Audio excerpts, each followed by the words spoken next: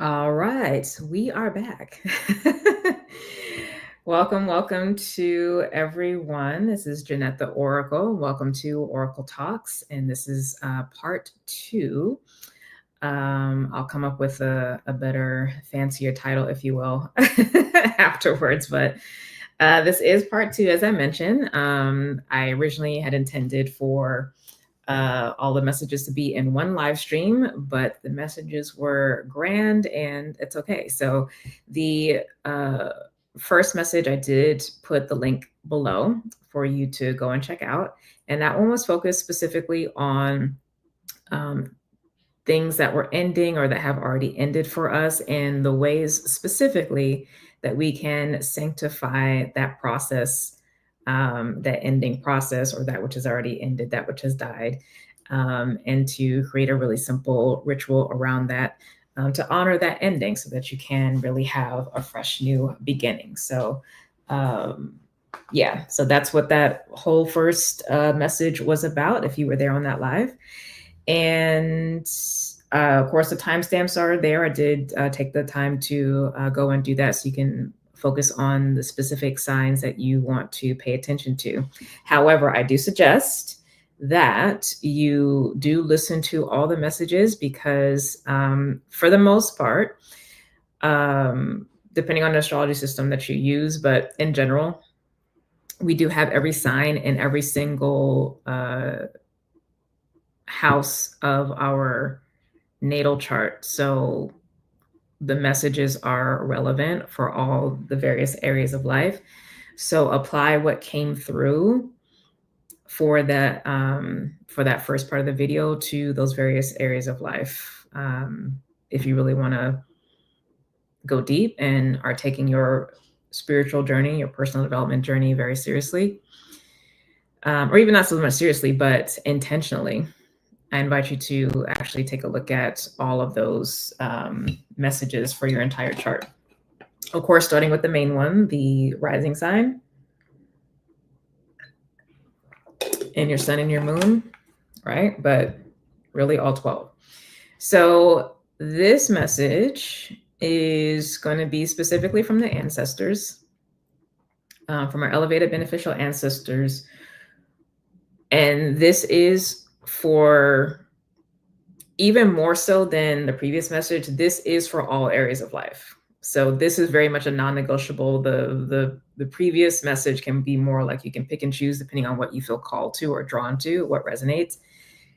This is really the ancestors stepping forward and stepping in to provide full spectrum, comprehensive guidance, suggestions, because you don't have to do this, right?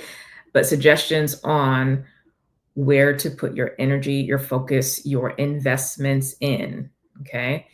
And the word investment is being used rather than new beginning, as I described in the part one of this message, because this isn't about like, oh, considering all the options and being in the dream space, and or possibly like not having clarity about what the path is, where you're going to go, yada, yada, yada.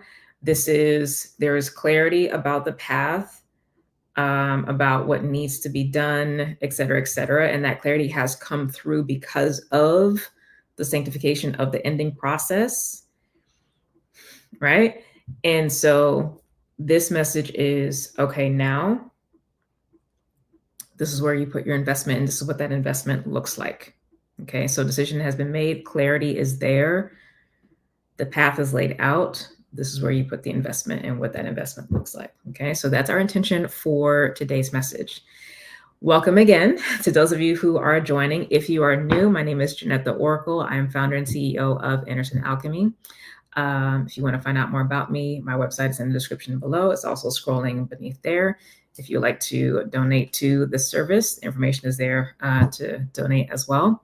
But yeah, in general, I'm here every Saturday, either live stream or uploading a video, providing guidance on a number of topics in a variety of contexts.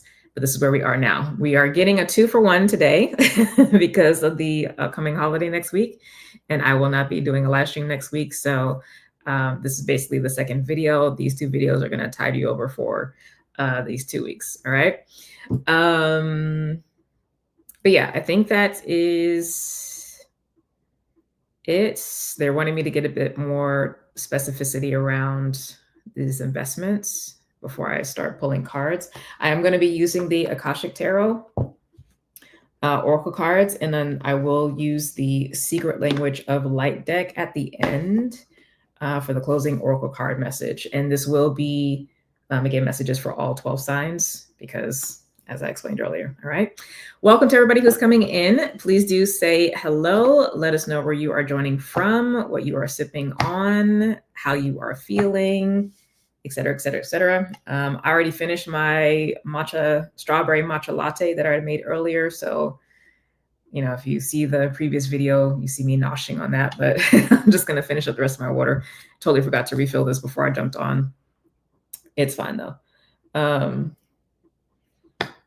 Yeah, I'm trying to like stay in the stream and wasn't trying to take too long of a break. So I don't like come out of it, but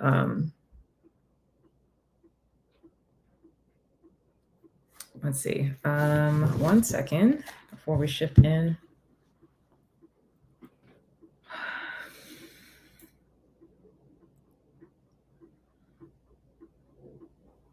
Okay, I think I can actually get the cards out.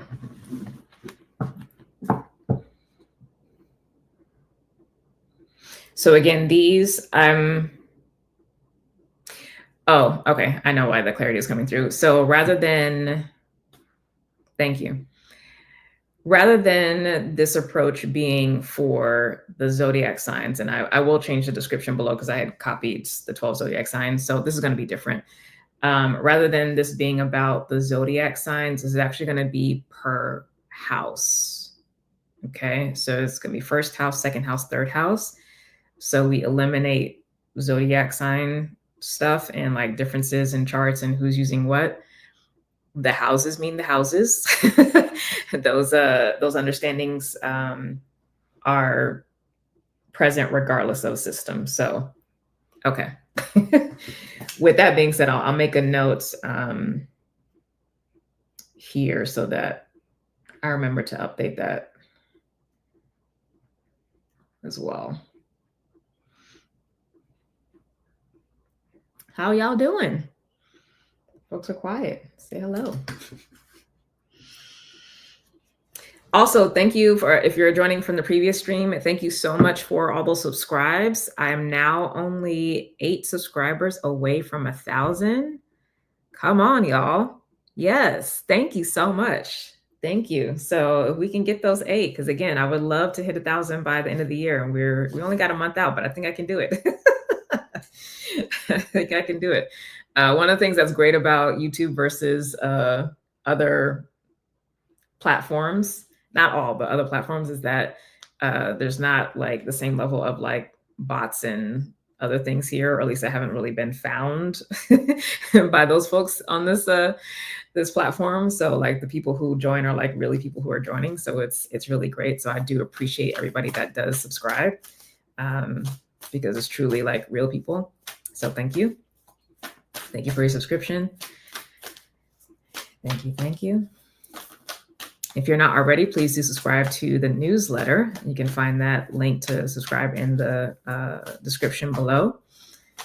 It will send you a email to confirm that you're signing up. So please do look for that. It might be in promotions or, yeah, it's usually be in a promotions folder if it doesn't come to the main inbox. So check that out and sign up. Alrighty.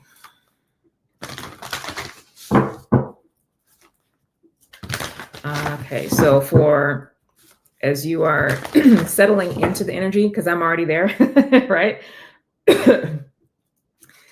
I invite you to verbally say out loud that you welcome in and forth the power and the presence of your elevated beneficial ancestors to join in this conversation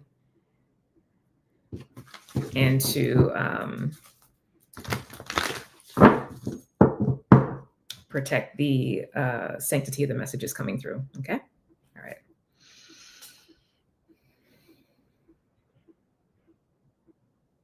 There's still one more thing. Hold on. I keep getting these pauses. Hold on.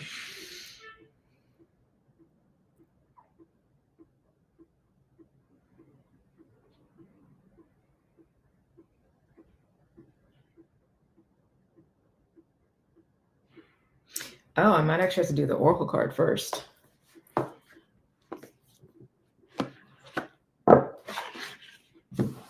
I think that's because the focus for the messages actually has to be grounded even or calibrated even more.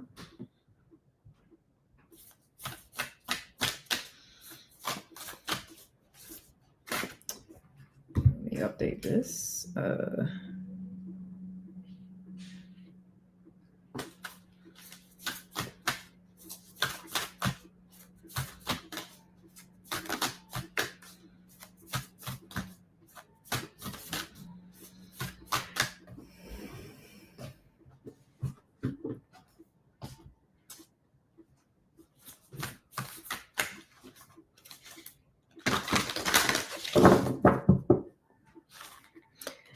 Yeah, I can feel the gravity of this. Hello, welcome.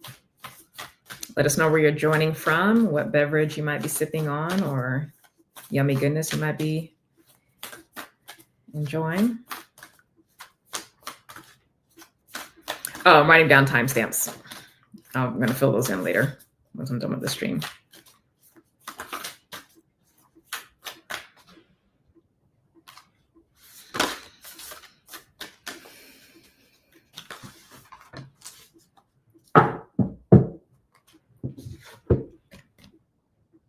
Okay, so we got card 36, Soul Family.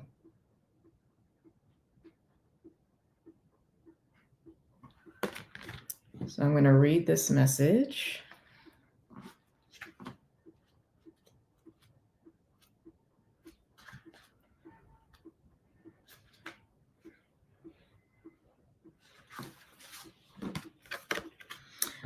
Greetings from Inglewood. Yay. Sipping on water and feeling rested due to no alarm this AM. I love it. I love it. Yes. We give thanks. We give thanks. Welcome. Thank you for entering the space.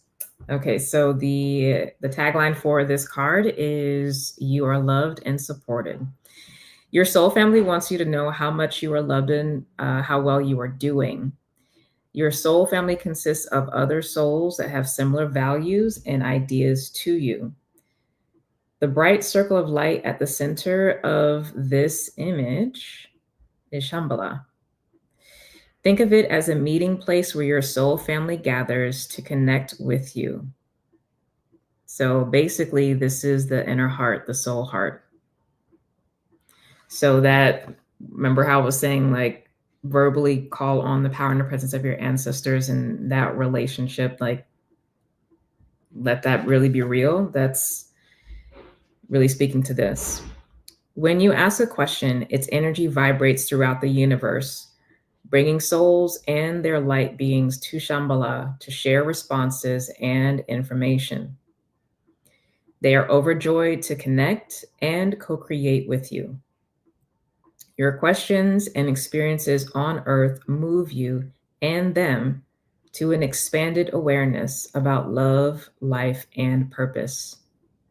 If we go back far enough in time, there was a point when all was connected, where all was one. As time progressed and energy was released and the source was separated.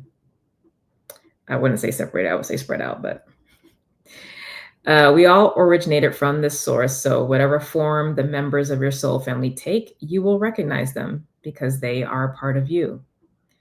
We know it in our hearts when we encounter a member of our soul family, even if we can't explain it. We often refer to this as the meeting of a soul mate.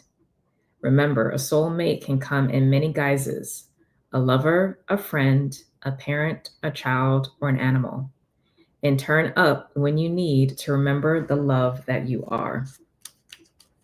So this really feels like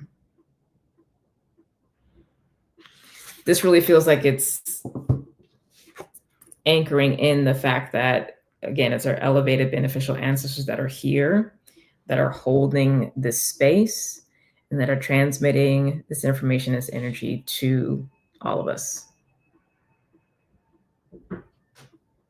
Okay. Beautiful. All right, let's get into it. Start with the first house.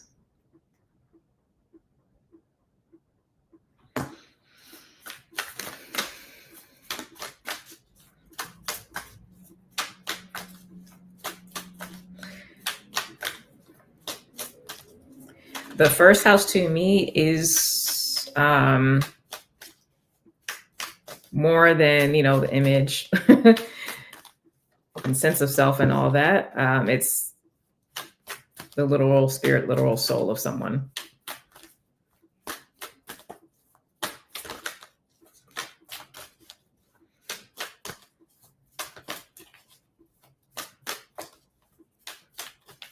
Which is also why knowing the ruler of the sign, the ascendant sign, is important, because that's literally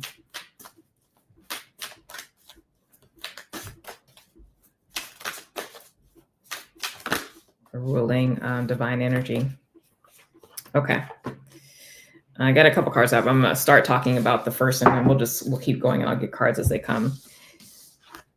So, first card out is the King of Keys. Welcome to new folks coming in. Say hello as you join in. King of Keys. So our investments here. With this one, there's so many meanings with these cards, so I will be reading out of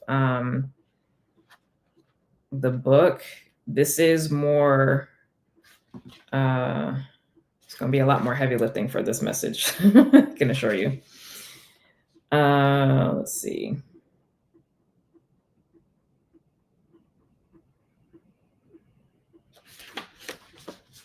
All right, so the King of Keys rides a splendid horse towards a great castle in the distance. He's happy and at ease as he travels home. This is actually interesting, because normally I'll read through the rest of this, but normally this card is about, entrepreneurship and that kind of thing. But he's happy and at ease as he travels home. So your soul, your spirit has been kind of all over the place in his travels, pursuits. But there's a great castle in the distance right there in the back, right? That he's coming home to, and he's happy coming home from his travels. There's wisdom, insight, experience that has been gained that's coming home to self, to spirit. So the investment here is very much about coming home to soul, to self. Though he can be very thoughtful and helpful to you in business or financial matters, he is more often goal-oriented than people-oriented. Okay.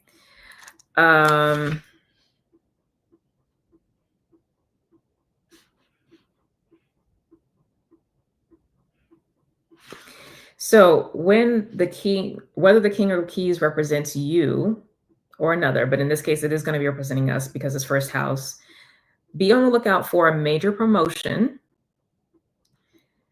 So this promotion can be in the spirit, right? So spiritual initiation, advancement, etc., or actually in the physical promotion. So this could be promotion at job, maybe advancement in your degree, what have you, okay? Could be a heightening of income, which is nice, or furthering of career achievements. Careers in finance, real estate, and business are typical for the King of Keys, like in general, but, management in any industry could also be forthcoming. So take that as you will. This may also be a good time for self-employment and business expansion for you. Okay, so if you are someone, now I obviously was just talking about people potentially progressing in their own careers. If you are someone that already has a business or you're thinking of starting one, you either, are going to be doubling down on the business and investing in new and different ways, or refreshing what you have been doing in order to have the business flourish, or you will, and this is the sign to make that investment to start your business. And it's not like you have to leave your job and all that kind of stuff. I do highly recommend starting something on the side of a job and, sticking with that until it actually gets to a point where it can cover your lifestyle, which takes a lot of time. But yeah, so there's this dual thing about coming home to self, but there's also this empowerment in the work that you do in the world, which is really the same thing, because again, this king is coming home from his travels and now he understands more about the world, who he is within that, and he's coming home happy. So there's clarity, there's decision, there's strategy moving forward. So whatever that is for you, again, pursuing a promotion, and this isn't necessarily like career change. It's like a progression in where you already are.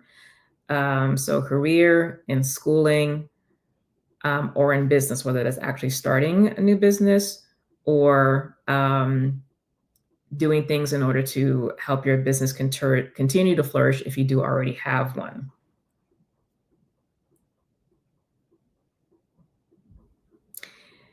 And I will say this as well too. Your worldly work is your spiritual work, and your spiritual work is your worldly work. These two are not at odds with each other. Like, your job doesn't have to be a spiritualist to be doing like typical spiritual work. Like, that's that binary. Hopefully we are breaking out of, or in the process of breaking out of. Okay. These things are not at odds. So the fact that this is coming through from the ancestors is really putting this front and center, is our work in the world and this alignment with our soul.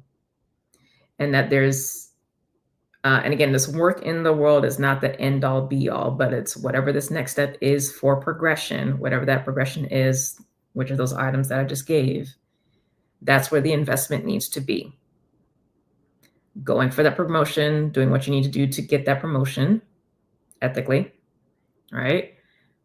Progressing in your career, doing what you need to do to get the grades that you need to get to the next year in school or get to the next degree level, right? With excellence, making your A's and B's.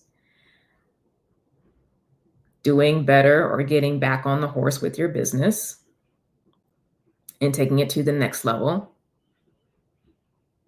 in a different way, i.e., not a capitalistic way. Or starting your own business. Again, in a different way, not a capitalistic way. All right. I love that because, I'm a business person. Obviously, I run a business, and actually, Innocent Alchemy is going to be next year. It will be 9. This is its 8th year, but next year it's 9 years. So I'm claiming transformation and launching pad for new things, because specifically next year also is a 1 year. I'm gonna get into numerology when I do the astrology for 2026. Be on the lookout for my announcements around that, because I'm most likely gonna have a workshop on that, because next year is so yummy. It really is. I'm excited. But I like this because I like business career stuff. So this is good. Yeah. Okay. Any questions on that for folks who are here live? At least we get to have a little back and forth. I won't run through the messages as quickly as I did with the last one, but is that resonating for folks? It should, because the ancestors are coming through very clear about this. Like, the energy is very focused. It's very grounded. Yeah, it's nice. Yeah, Beautiful, beautiful. Thank you for the confirmation. Okay.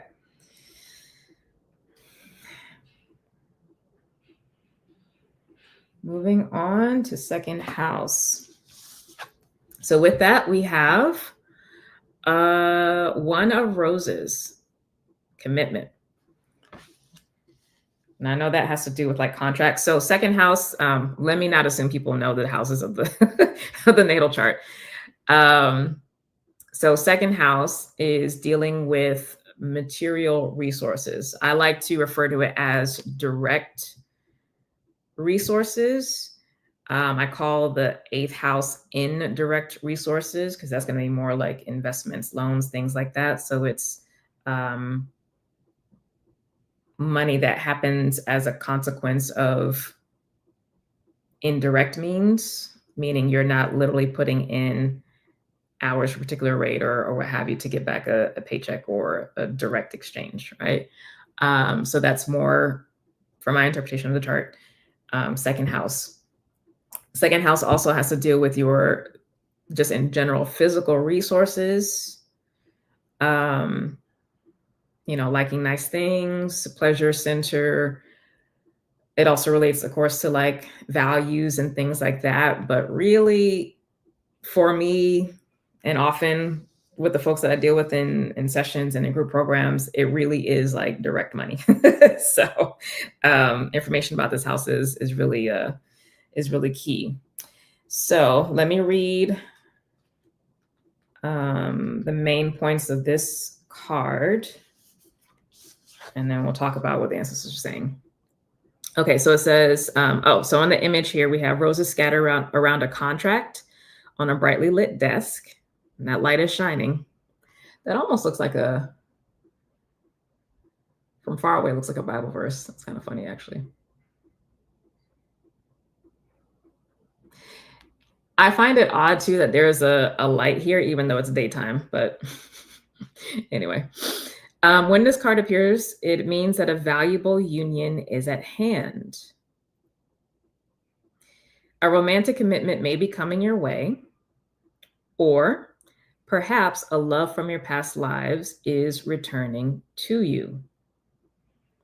A business commitment may be forthcoming, such as the offer of a promotion or a new job, or the opportunity to form a partnership or create a new business venture. Listen, the ancestors came here to talk about our concerns and considerations. I'm here for it.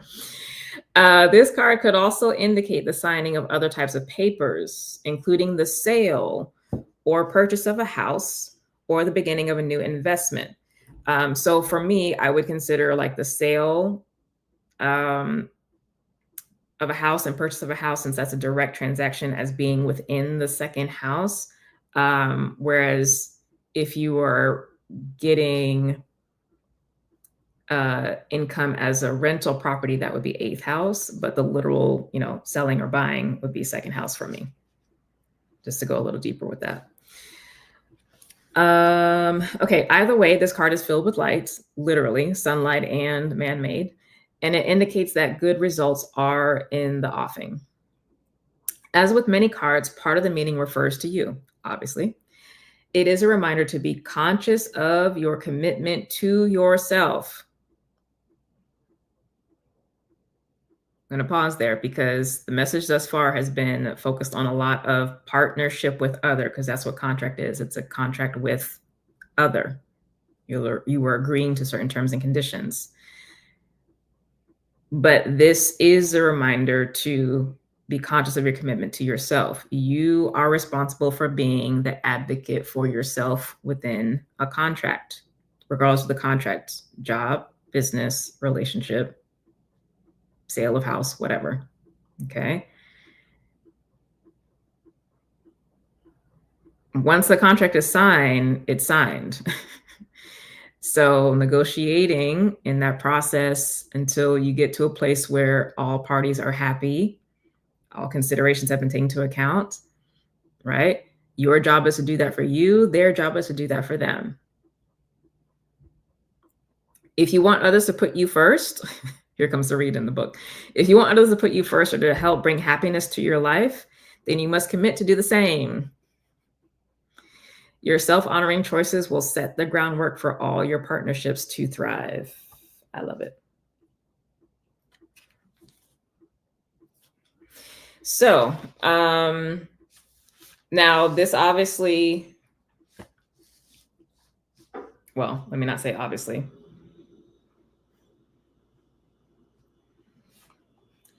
This follows the first house in some ways, but it might not necessarily be tied to it immediately. It can be, because there can be various streams of revenue that come to you. So for instance, if in your situation you were looking to start a new business, in the beginning, or if at all, it may not actually get to a point where it can cover your lifestyle. It just provides an additional stream, right? So this new contract of starting the business, because the contract would be with the state, right? It doesn't necessarily mean like, oh, this is going to be windfall. It's just going to be whatever the nature of the contract is, or what it's relating to, that context. Regardless of the context, it is beneficial. Again, you still need to do your due diligence to set things up in a way that is respectful and beneficial for you, and also ethical for all parties, and to allow the fullness of whatever that contract ultimately would be to play out. But the fact that this is coming up in the money house means that the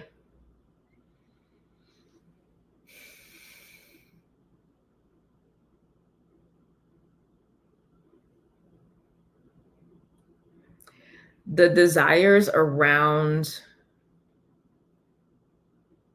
money and or resources come through some type of commitment.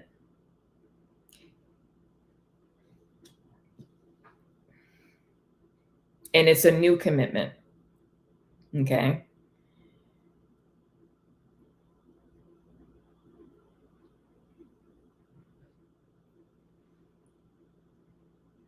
It can also be an amendment of an existing contract.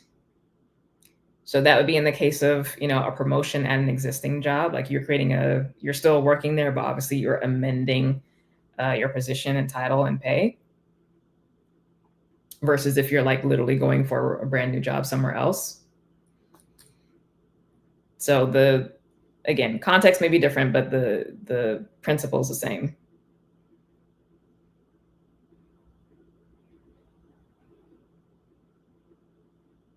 One thing I will say though, because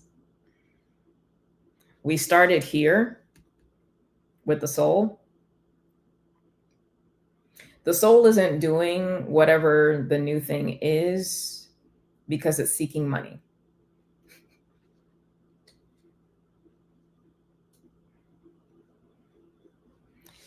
That simply follows.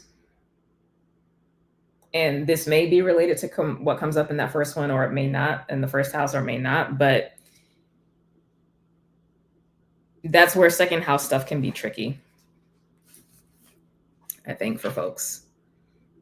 Which makes sense, because again, we live in a capitalist system, so that survival energy pops up. Now, I've been talking a lot about finances, but this does also talk about romance. And it may be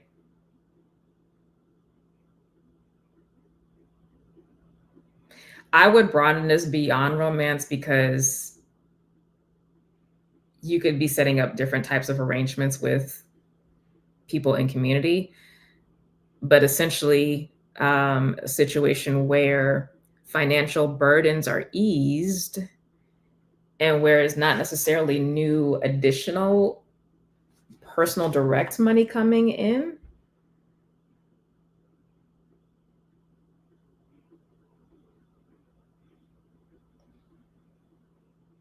but it's that what resources that you do have that you are making can actually be used for other things, because the burdens for other things are being shared elsewhere.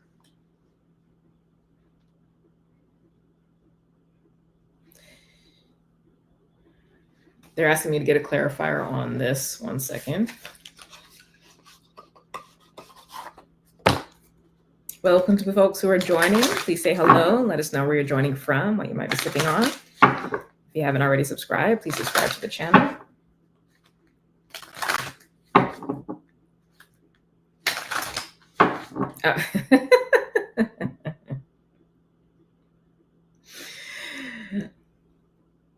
Okay, I don't need to pull cards. It just dropped in. So there, after all that being said and done,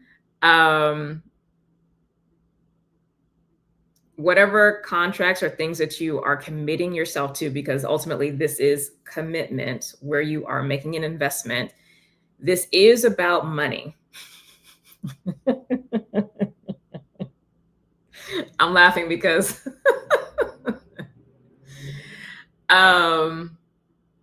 it's okay to want money. And I'll put money in quotes because every culture has their thing of like that which is used as an exchange or representation of value.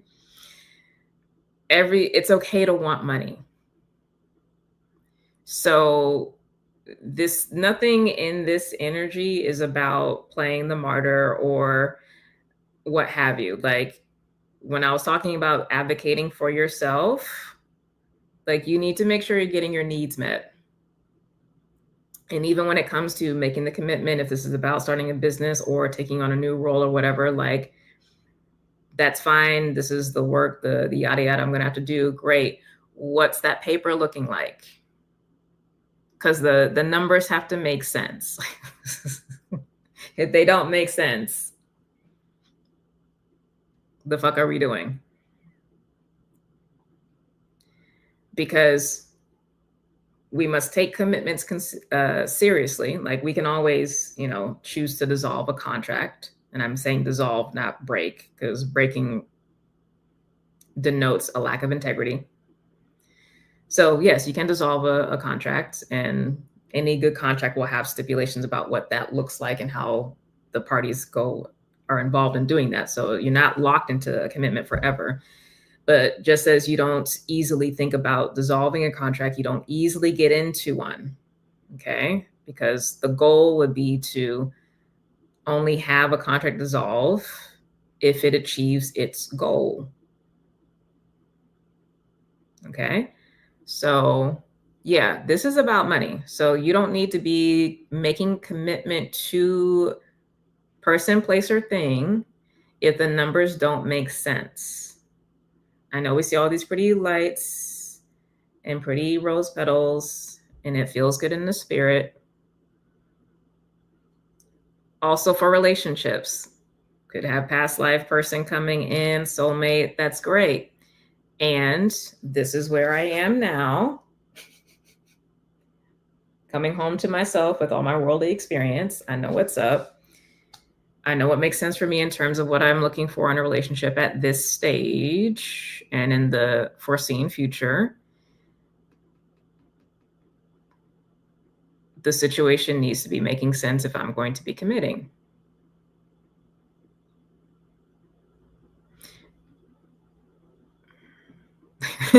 Right. So that was the clarification. Like the ancestors is very clear about that. So there's no we're not rushing to this. Possibilities and options are going to show up. But if like you stay engaged in the negotiation process and consider your options always, as long as you need to, until you get to this. But again, if it's money, because this is second house primarily, so I'm gonna stay there. If the numbers don't make sense, no. And if you're a business owner, oftentimes this is one of my pet peeves, but oftentimes with my entrepreneur clients, the thing that always comes up with this is primarily around their pricing, and then secondarily around what they will and will not spend around marketing.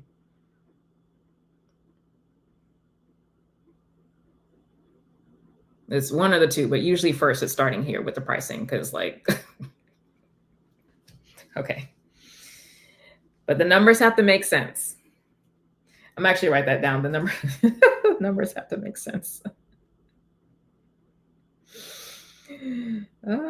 I love it.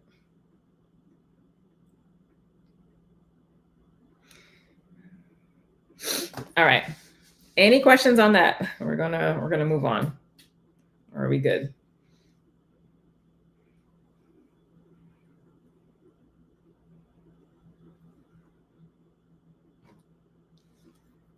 I think we're good. All right.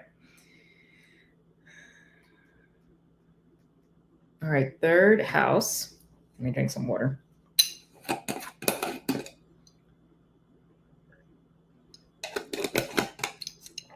Third house. So I'm not going to assume that folks know what third house is.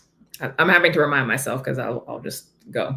So third house in a natal chart, talk about a couple things. So we can talk about our immediate social circles. So this is going to be friends in our local community. So it's not going to be folks that we just broadly network with or associate with.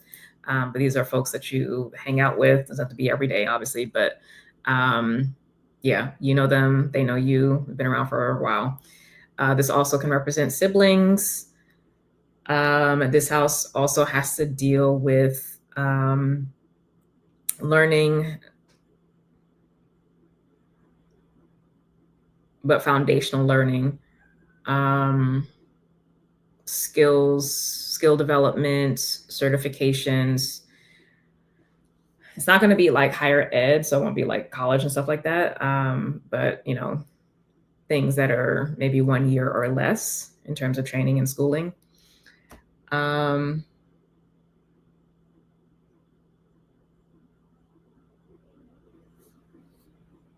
This can also be the marketplace, depending on, you know, who I'm reading for. Yeah. Okay, so the card here is the Divine Physician. The Divine Physician.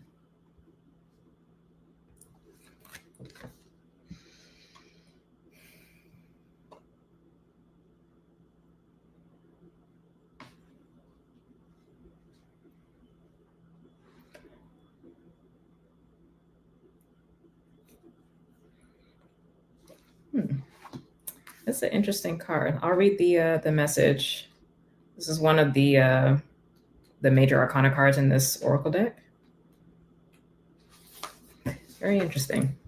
The Divine Physician, I'm about to say musician. The Divine Physician stands before a well. Back there. Carrying a jug of healing water and sharing his light of healing with those nearby. Oh, that's that already is a message.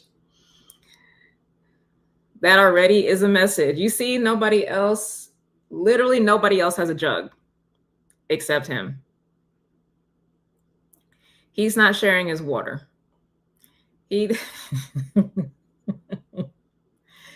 the work to get his water. He's cool. He's sharing inside stories, you know, keeping it 100. Yeah. All right. Upon his robe is the caduceus, the emblem of medicine and healing. I'm not going to try to pronounce this, but this is a figure in the Celts. He made the mortally wounded rise again through his incantations of sacred words. So there's power in what is taught, right, or spoken. This powerful, healing, eternal spirit walks with you at this time. This card indicates that you're moving into a time of magnificent healing on many levels.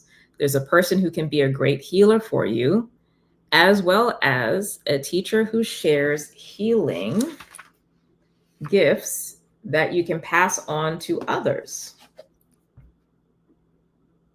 If you don't know this person yet, keep your eyes open. He or she is coming. You may also find yourself being called to help others at this time. Remember that word and thought, belief and feeling are key components in healing the self and in teaching others to heal.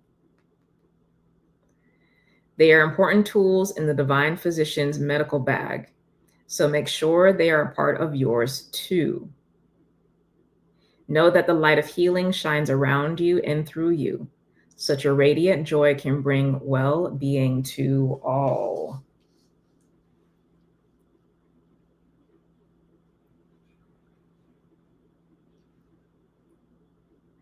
That's actually very interesting. So there's so many things with that, but I'm going to sit with like what this comes with in terms of investment. Because the sense I'm getting with this is, oh, you know what? I think the investment actually is the water in the jug. And this seems to be about discernment on what to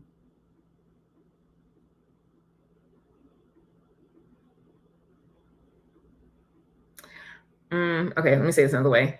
This seems like the difference between sharing and giving. The sharing is an empowerment process, right? Teaching them how to fish, so to speak.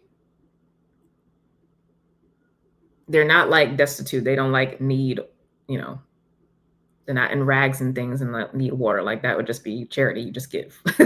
That's not what this is talking about. So this is teaching how to fish, right? Providing wisdom or guidance or healing or whatever, so that they can do it themselves if they so choose. Because essentially the empowerment piece is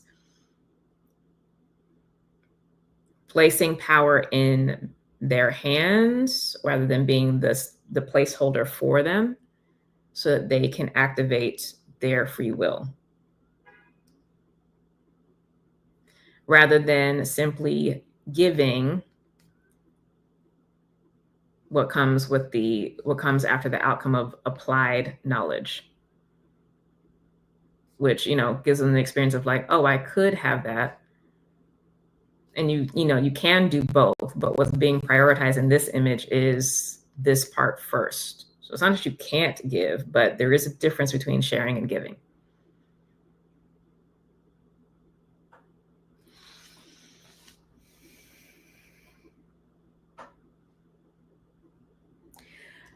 I am very much getting specifically that this is the investment needs to be in sharing rather than giving, like making a commitment to do that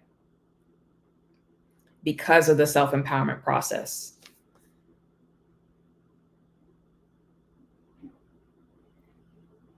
And this is, again, within the context of friends, groups, siblings.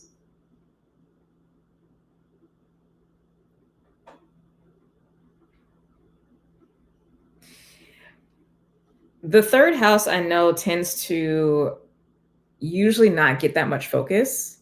But it's actually a very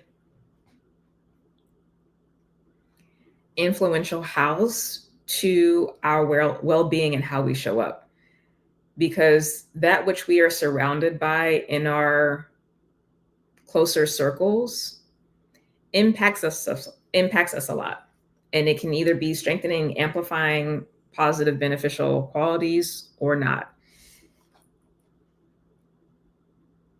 There is a call out for all, and this is going to all because we all essentially have to step up. The place holding that we all do with each other needs to take a back step or a back seat or be put on the back burner. And sharing of wisdom needs to be prioritized so that the inner fire in the person's personal will gets activated, and they either take action and produce the fruits, or they don't. But the hiding behind the giving,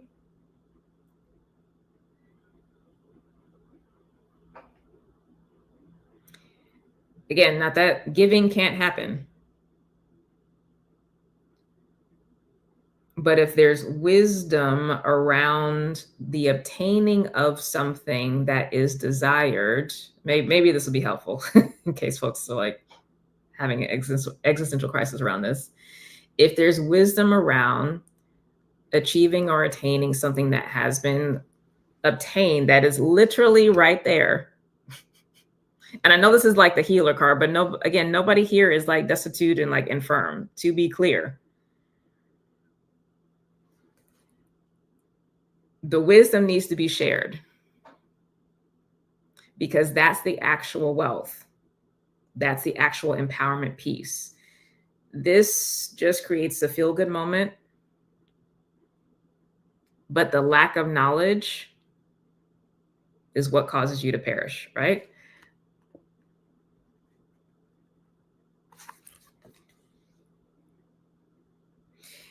Now, this also speaks to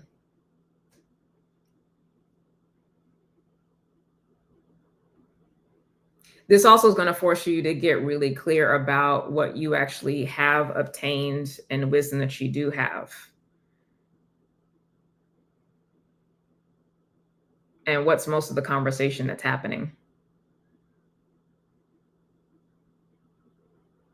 Because if most of the conversation is, complaints and what's on TV and like all that kind of stuff, it's whatever. But if there's gold here, if there's nourishing water here, share the wisdom. You don't have to share the thing itself. That goes for everyone.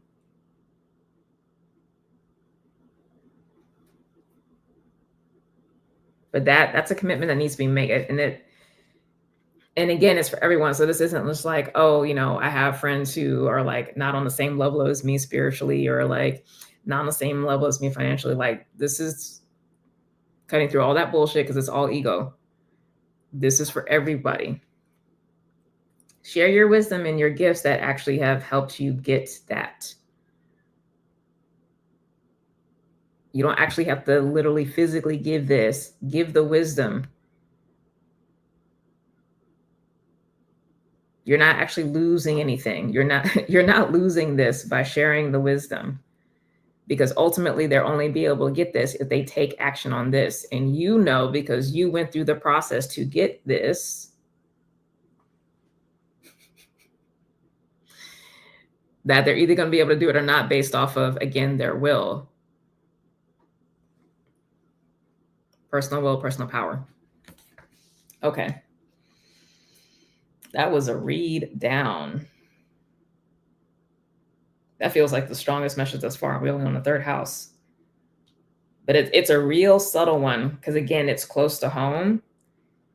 But it specifically speaks to that way that we can kind of hide behind this performance of self-improvement, self-empowerment, self-care. Do you have wisdom to share, first of all? Or are you just talking outside of your mouth, or just repeating other people's stuff and you haven't actually done the thing yourself? And or are you being stingy with what you know? And you see someone struggling with something and you're like, hey, would you like this info? They can say no, of course, but if they say yes, share freely. There's abundance, whatever the issue is. It could be something as benign as, I can't figure out this algebra problem. And I need to pass this class in order to get my degree. And you know how to do some algebra. Like,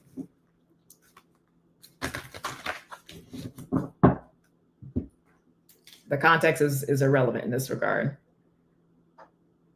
But this specifically, this third house as the energy of the environment is really what's coming through here. And the environment is really like what you are predominantly always around. People, places, things, social media, all of it, right? Share your wisdom.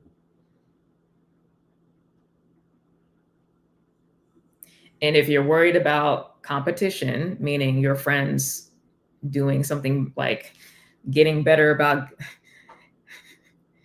getting this water from the well, that's something to look at, isn't it? That means you might need to look at stepping outside of your own comfort zone and shifting how you show up, possibly. Or focusing on something else, because you might also just be way too nosy and need to mind your business. But anyway, we're going to move on. Fourth house. Let me get these cards out for the next batch. So those are the first three houses. That was already an hour. Oh, good God.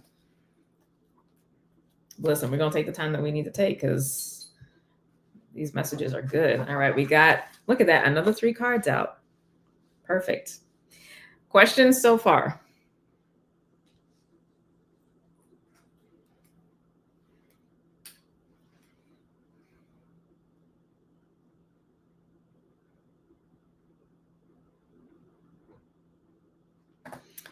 All right. So for fourth house, we have the Queen of Scrolls. So the fourth house has to deal with our literal physical home, like dwelling place. Excuse me. So, changes in the fourth house could talk about, moving, buying, selling a house, apartment, what have you. Could talk about renovations, all that. So literal physical home, but also talks about our emotional home, okay, heart space. And this also can talk a bit about past lives, soul journeys, and all that. And this house is associated with the mother, okay, relationship with the mom, whether good, neutral, or bad. So all those things. So we have the Queen of Scrolls here. So let me read this. Let's see what's coming through about this message. A beautiful woman holds a scroll as she stands in front of a sunlit archway. So she's standing in front of a threshold. Around her swirls the energy of wisdom, knowledge, and Akashic truth. When this card appears, she brings important information and inspiration to you. Important information and inspiration. So this feels like this is probably going to be around emotions, but we'll see. Because our emotions do give us good and vital information. This queen is a woman of higher mind, okay, higher self energy, whom you may already know or have yet to meet. Her purpose is to help you move through the entryway, that threshold, to a new level of wisdom and understanding. She could be a teacher to you in some way, or offer friendship that could develop into a deeper love. This woman could be helpful to you in some project requiring communication, which could be a lot of things. So media, writing, artistic pursuits, marketing. Okay, so basically being able to tap into the heart of something, your deeper truth, is going to actually help your communication, whatever the context is, be more effective, because your unique voice is going to come through rather than the performance.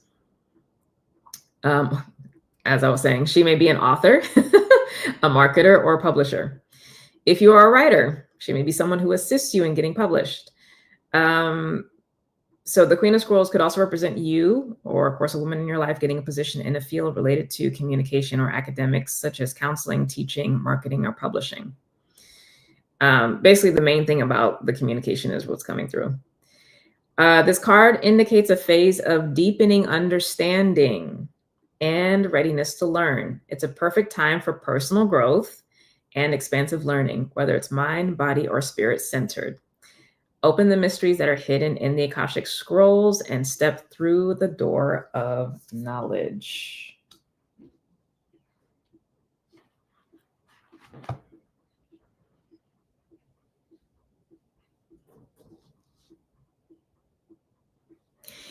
This feels very specifically in terms of the investment that the ancestors are telling us to make. Um,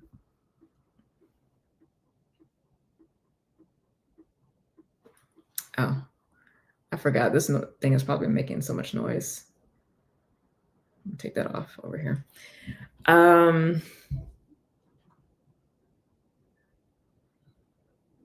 That's so funny. I only just now heard that, even though it's been going for like the last several hours.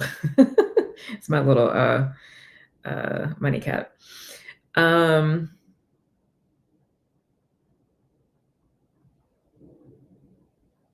was I saying?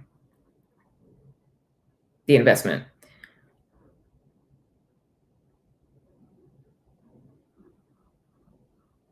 This is very much tied to this first house in terms of like coming home to self. This literally is feeling like part of that home, that inner world, that inner space.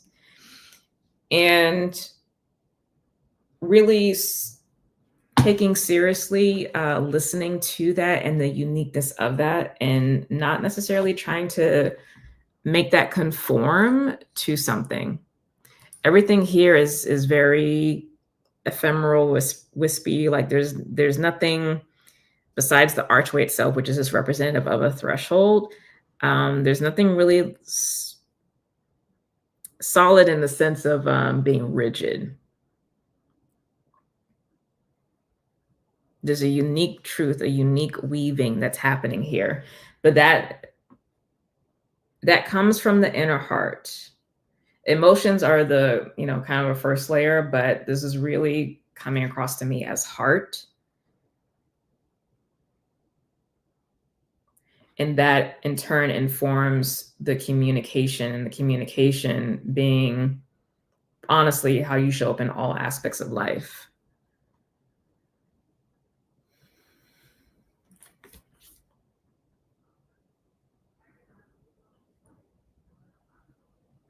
Yeah, this is very much giving, not asking for permission outside of yourself.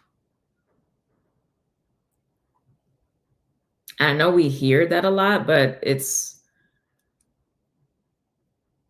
coming through for this. This being very settled in oneself, because you are fully aware of yourself. You're fully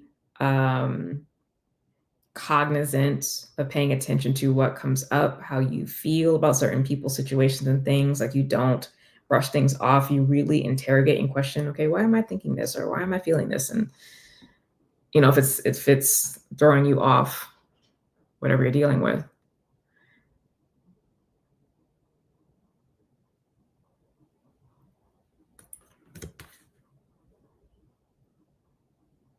But this has to be a decision that's made. Like, you actually have to commit to do that. It has to be one of your inherent values, but that's what the ancestors are suggesting.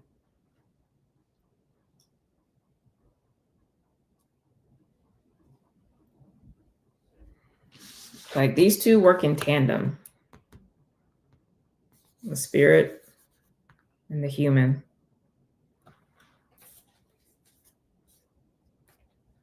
Both are clear and peaceful. But, depending on the person, the situation, one or the other might not be as strong or I feel as comfortable to deal with. So, okay. That didn't take too long. Let's move on to fifth house. So fifth house has to do with creativity, dating,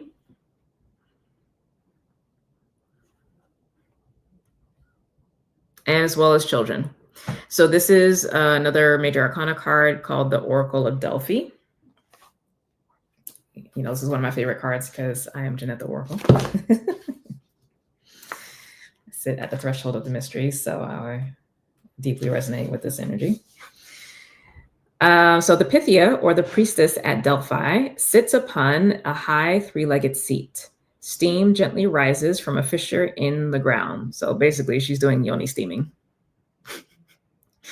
Nearby, a robed priest, for some reason, man needs to be there, prepares to write upon an open scroll.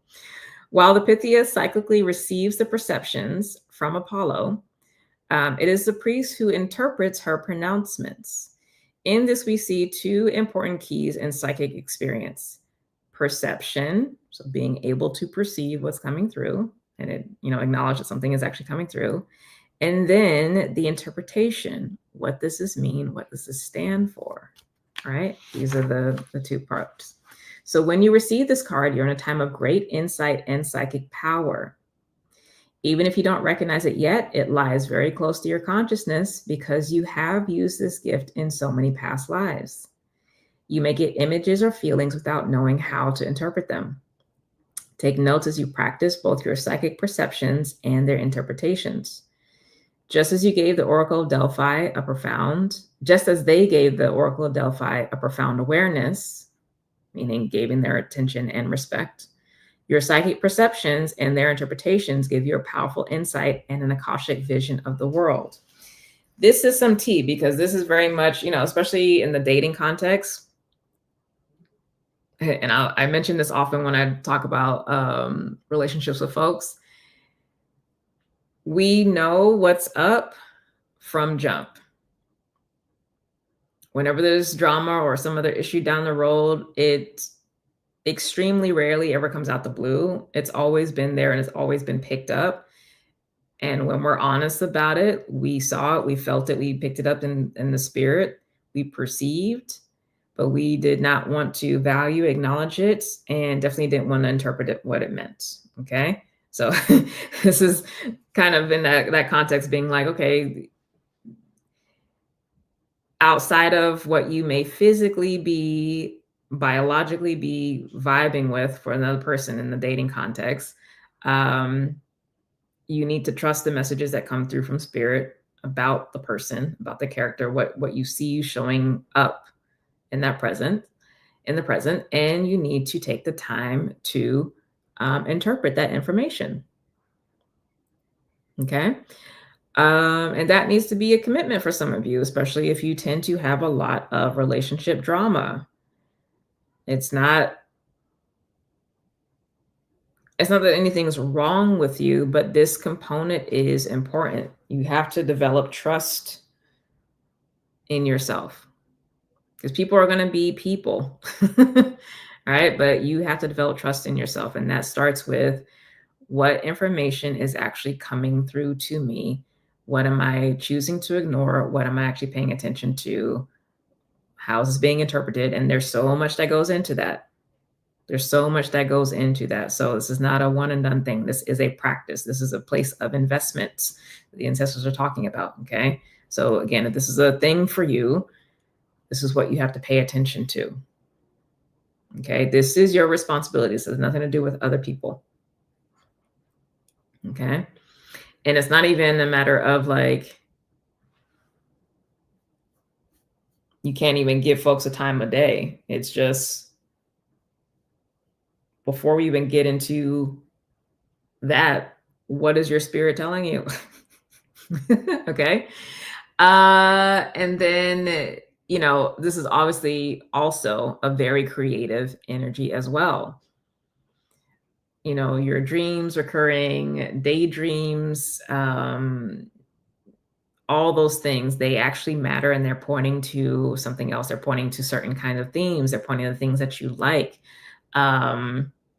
They may be pointing to the fact that you've outgrown the creative context that you are in, and you need to have new creative context feeding your creative fields, so to speak.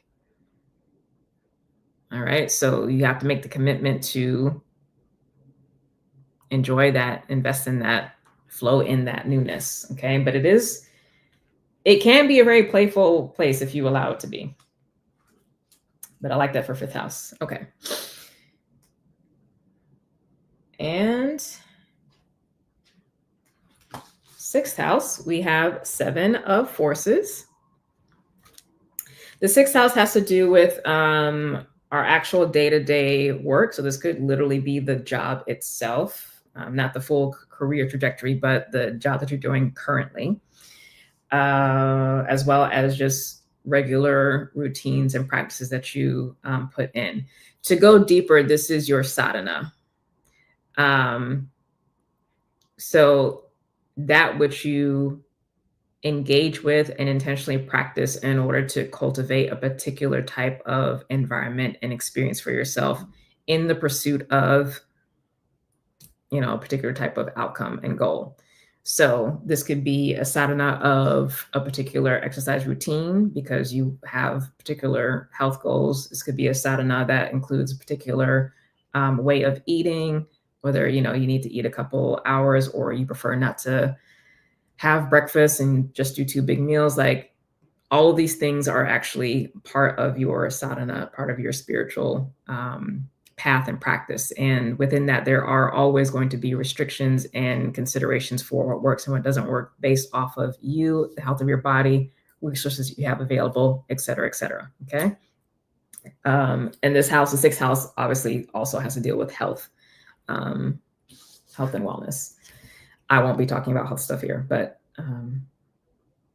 yeah, 7 of forces, balance. So this is the area or the ways in which we are to invest when it comes to this house.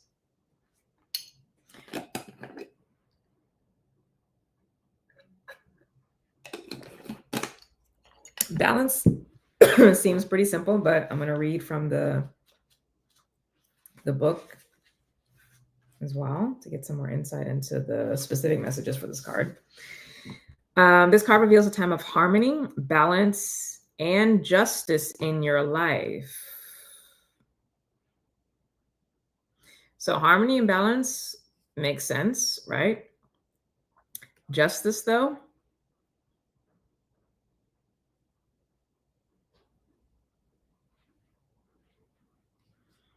that might be something to sit with. A desk holds balance scales, scrolls, and stacks of papers. Shelves of books grace a wall where a door opens onto a light-filled room.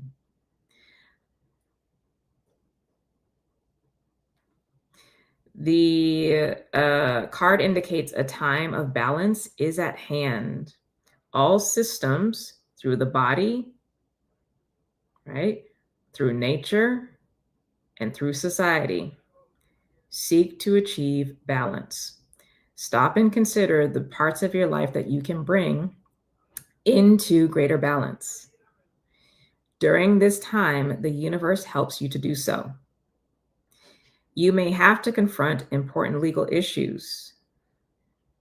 You may have to deal with paperwork of some kind, or there may be a need for legal action regarding property, inheritance, work contracts, custody, or divorce. So, justice, yeah? Be patient, pay attention to details, as technicalities will be important right now. Remember that 2nd house? But things bode well. Justice is at hand. Take heart at the sight of the golden light that washes over the scene, a sign that all issues will come to light and that a beneficial and just resolution is coming your way. Justice is balance in society, but the Akashic records show that justice is not limited strictly to court and contract situations. Justice and reciprocity are energetic, so the energy you put forth now will return to you in the future. Remember that your energy production is up to you. Continue to be aware of your thoughts and actions. Inner balance now leads to a beautiful destiny tomorrow. Okay. So, yeah, that's the energy is not necessarily fun there, but I feel, especially if you are making the investment in these first, 4 houses in particular, you be able to strongly and effectively deal with whatever's coming up potentially with this 6th house.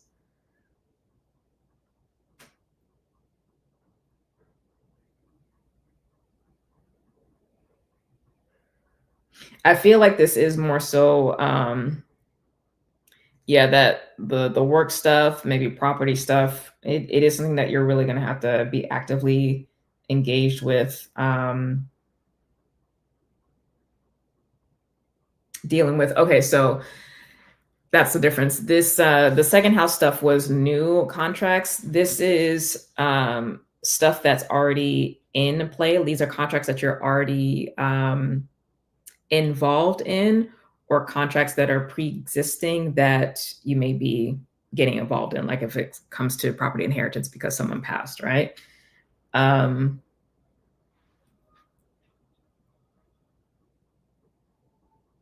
which makes sense because the 6th house is also the house of karma. So it's like the work that we are specifically doing in this life. So it's not like past life stuff, it's the things that we are doing here. So it is, you get out what you put in, and it's also just things that you have to, obstacles you have to deal with and things like that as well.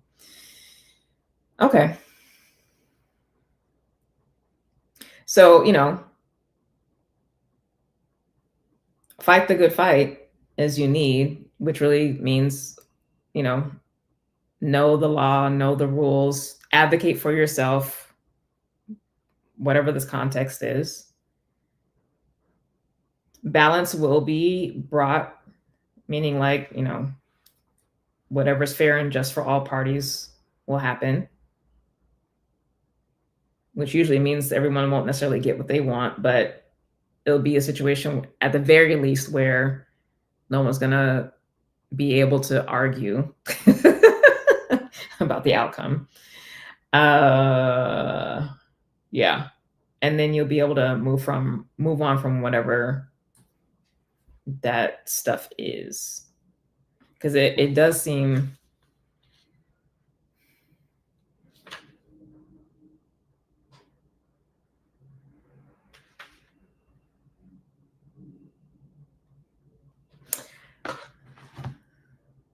I mean, it's not fun, but it's not necessarily has to be conflict. It could also just be heavy again if it's a situation of like property inheritance, because death in the family. And they're just like times in life where you have to deal with the technicalities of things for major life events, and they're just not comfortable. But this could be like prenup negotiations. Right? Like, so it really can run the gamut. So take it as it resonates for you. Okay. How we doing, y'all? I know we're going long. It's gonna be a long one, but stick with me if you can. Any questions so far? We are halfway there. We're halfway there.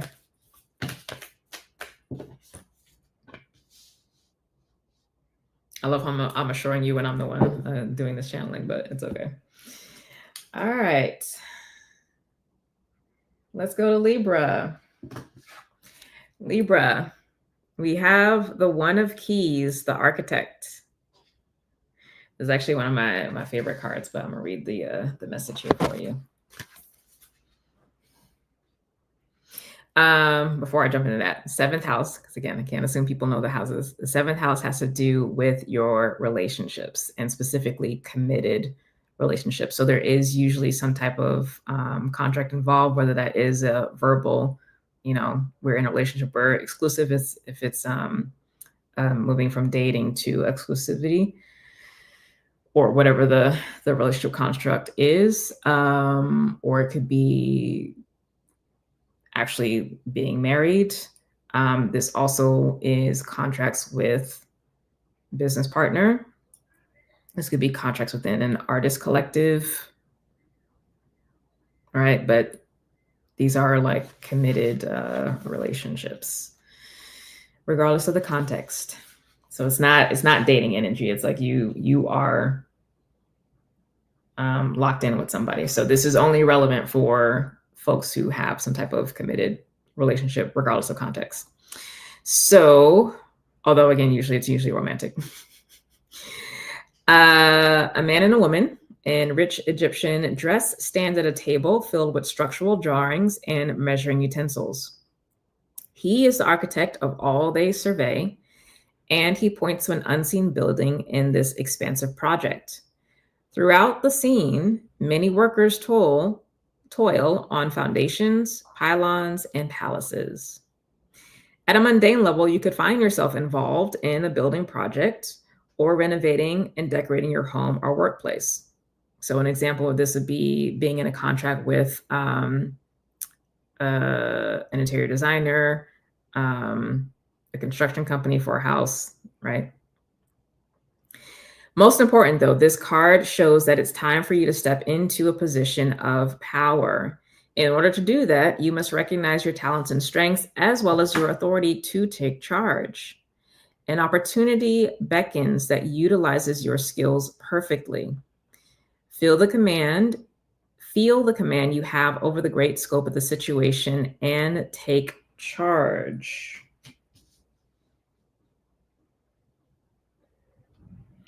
So basically, what that is telling me is that you are the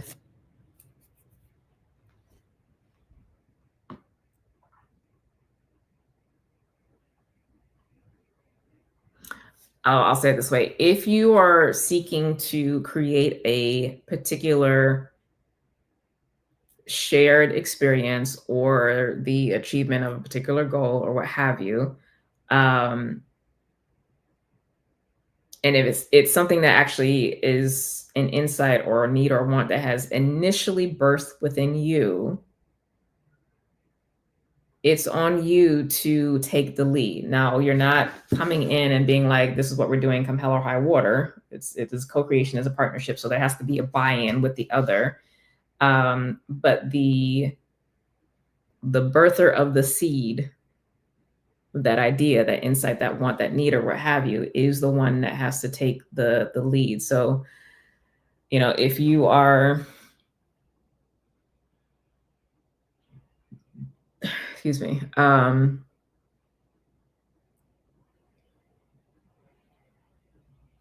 my gosh, there's so many different examples depending on the context. I'll leave it at that, given how long this is going. If you have questions, just ask, but take that as it resonates for the individual context that you're in. But this architect is like, there's a building of something, and the cosign is already there, the commitment's already there, and you have to invest in taking the leadership role in helping to make that manifest. Now, to be clear, and so that it's not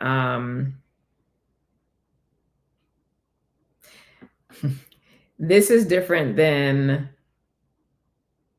you getting your emotional needs met. So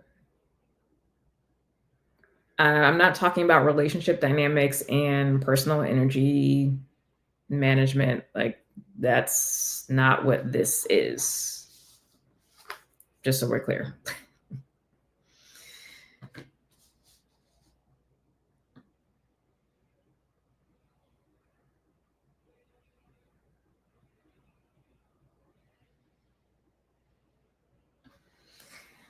So in the case of a romantic relationship, if y'all are considering, going from dating to being exclusive, this might look like leading the discussion on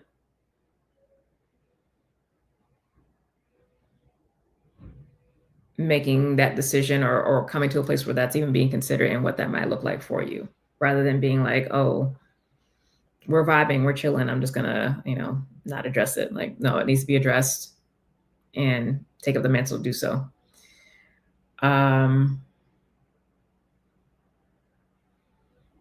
If this is marriage, this is really thinking about and talking about some of the goals that you might have within the marriage. Whether that is, why do we want to get married? What does that look like? Or if you're already married, like, what's next for us? What do we want to build next? Again, this is assuming that the foundation, the bond between the two and the health of that is fine, so that there can be a shared focus on the other. This builds upon the fourth and fifth house energy. It's not in place of that. Or excuse me, it's not in place of eighth house energy, which is just shared emotional bonds. But the fourth is for you. Fifth is the play and the dating and all that. So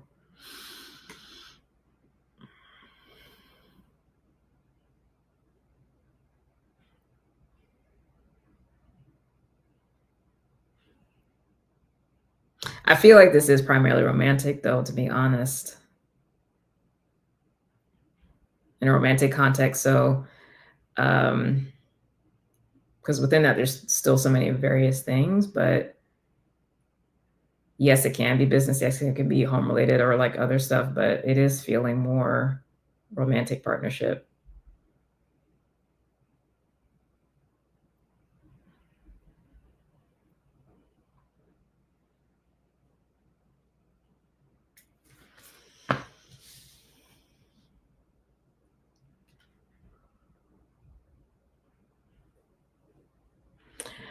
I'm sitting with why this is coming up.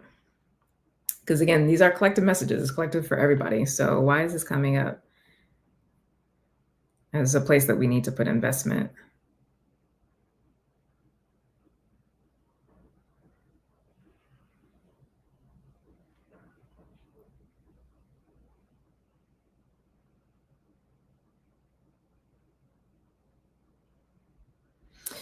So relationships, specifically the phrase sacred partnerships are coming up. Relationships, sacred partnerships are important. And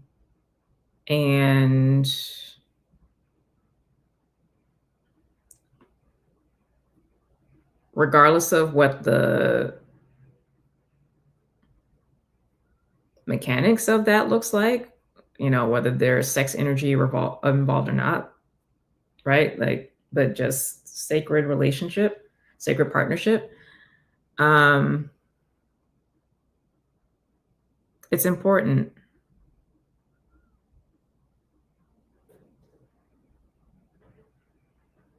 Like, it's actually feeling like a request that needs to be taken seriously and invested in. Which is also pointing back to this fifth house about like being really quick with the perception, valuing it, interpreting it in a balanced way, and making healthy decisions, because sacred partnership is important to invest in.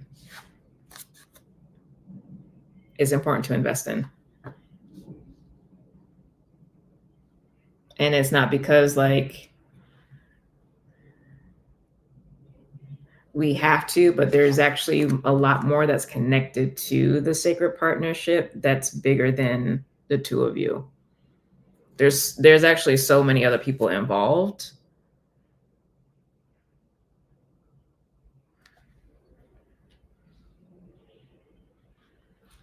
So an investment in committed partnership is there. And then if for those of you who are in a committed partnership, this is speaking to possibly a hidden level of not fully settling into the fact that you are in a sacred partnership, like not fully believing it, like kind of having one toe out in the subconscious. Because because maybe it's feeling too good to be true or what have you. But it's like, no, you need to settle in. Like make the commitment, make the investment internally to settle in, because y'all are already here. Okay. And that doesn't, whether or not that leads to a literal contract, if there's no contract of like marriage or what have you, like it's not the point. It's the state, the energetic state is really what's being called out here. The mindset, the heart space. You guys have got to be on the same page in terms of the belief and the comfort in the sacred partnership. Wow.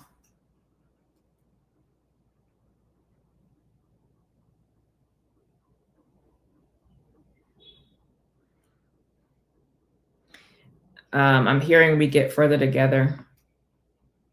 The partnership is really important for, in general, what's next, but also just in general for building a new world. Where we're going to need each other beyond community. Like we need sacred partnership. You don't have to feel like you failed if this is not happening within a particular time, but the commitment to at least pursue it and to date in such a way, if you're single, to have this is important. And again, the way that it looks doesn't have to look like what it looks like for everybody else, because it doesn't even have to be a sexual energy.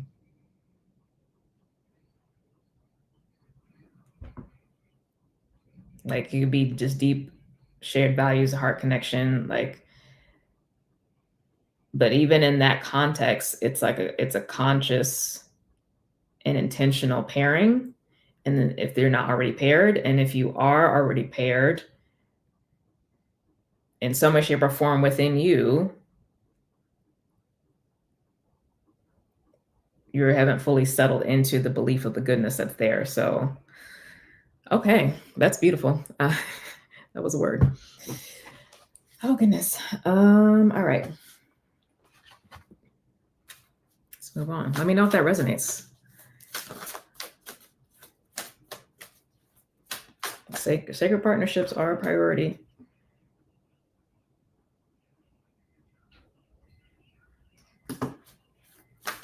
There needs to be a place of investment. Now, of course, if you just choose not to date, that's fine. But like, if you're choosing to date, please show up as the Oracle of Delphi, and date in pursuit of sacred partnership, not just to play. No shade on playing, but yeah. Okay, so 8th house, we have, I love how now I'm getting single cards out. Oh, wait, hold on. 8th house is 8 of Scrolls, paths unknown. 8th house has to deal with indirect money. So remember how I was talking about with 2nd house, I consider that to be direct money. So this is indirect. So inheritances, loans, debts, credit cards, investments in the stock, rental property, if you do that, et cetera, et cetera. So it's also a money house, but again, indirect money. This also relates to the ancestors for me. This is the ancestor house. Also, this has to just deal with the specific occult or metaphysical practices themselves. So more of the mechanic practices is the 8th house. And this is sex energy. Okay, whether that's in relation to the 5th house or 7th house, depending on your relationship status. So let's read this and see what this is talking about, 8 of Scrolls, and see what the investment suggestion is from the ancestors are. So, woodland animals gather around a woman who stands in a small clearing in the forest. The fork before her breaks into three separate paths. The middle is clear and bright. The left is much darker with more trees and growth. And the right is dappled by sunlight with a few shadows falling here and there across it. This card reveals that you've been traveling on a path that's known to you, and it shows you the way to the expected outcomes. But there are two other paths that aren't as clear. Remember, if you stay on only the known and seemingly safe path, you won't catch the unseen opportunities that can come your way. Some options may be unexpected and perhaps a little risky. Don't be so attached to your agenda that you miss them. Happily, during this phase, you can investigate the unknown paths and make the decisions that lie before you with confidence. Excuse me. You are flexible and brave enough to step into the shadows. Stay alert. Extraordinary opportunities abound in the least expected places. So, normally I tend to be more risk averse in suggestions around this one, but excuse me, what the ancestors are bringing to my attention specifically is this statement: happily during this phase, you can investigate unknown paths and make the decisions that lie before you with confidence, which tells me that there is a good amount of safety in the exploration phase right now that might be coming up in some regards, meaning that the consequences for potential obstacles are low compared to potential opportunities. But with this, as in all cases, the considerations for even going on any different path would be because you want something new, want something different. And then the question becomes, why do you want something new? Why do you want something different? If you were already getting what you needed and what you wanted, you wouldn't really be looking other than the path that you're on. All right. So you stay on the path that you're on. But it can just be an acknowledgement of like, oh, there's different paths that I can take. I don't have to take them though. Right. It's like being at a buffet. Yes, there's all this food here, but I don't necessarily have to do anything. If I really just want to have this thing, I'm just going to go have that thing. Now, of course, if you're in a situation where you're not quite happy or you want to know if there's something more that's available, then yeah, you'd want to test the waters and see. So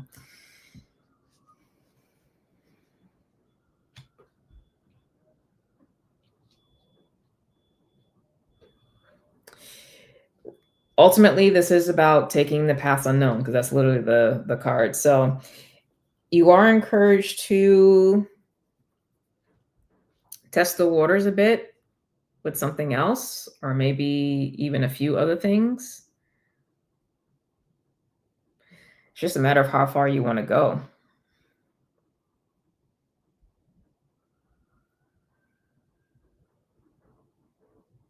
Oh, that's the thing.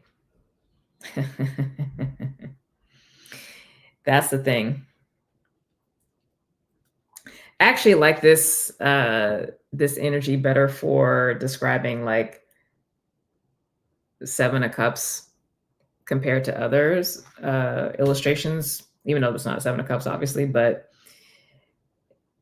the thing is, when you make a choice, the choice is made and you have to go down that path. The other paths don't disappear, but it's going to require you actually like fully backtracking in some cases, or trying to carve a new path to get back on the path that you were on, like further down the way. And so you're going to have to cut through and go through a lot of struggle and obstacles, because there's, depending on where you're trying to cross over, there might not be a path already there, or there may be, right? So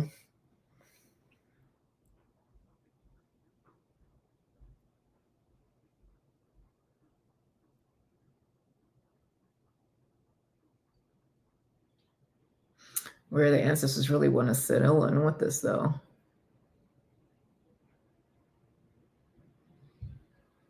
because this feels like it would be really more so finances and investments.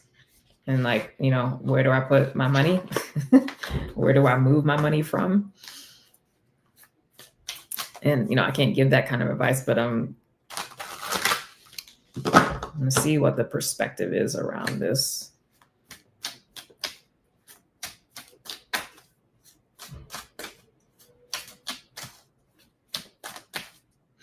What I find interesting, though, to kind of drive home the point about like there's relative safety in the risk taking, is the animals that you see there on the ground, the fox, the squirrel, and the raccoon, are probably some of the most skittish animals, if you will. Like they're very responsive and reactive to stimuli. So the fact that all three are present and feel safe and comfortable enough to be there and willing to go on these paths bodes well, I think, in terms of the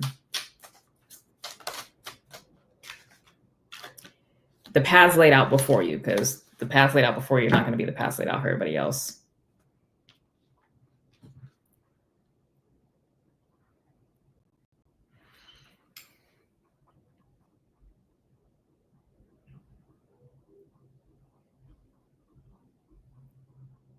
Okay, so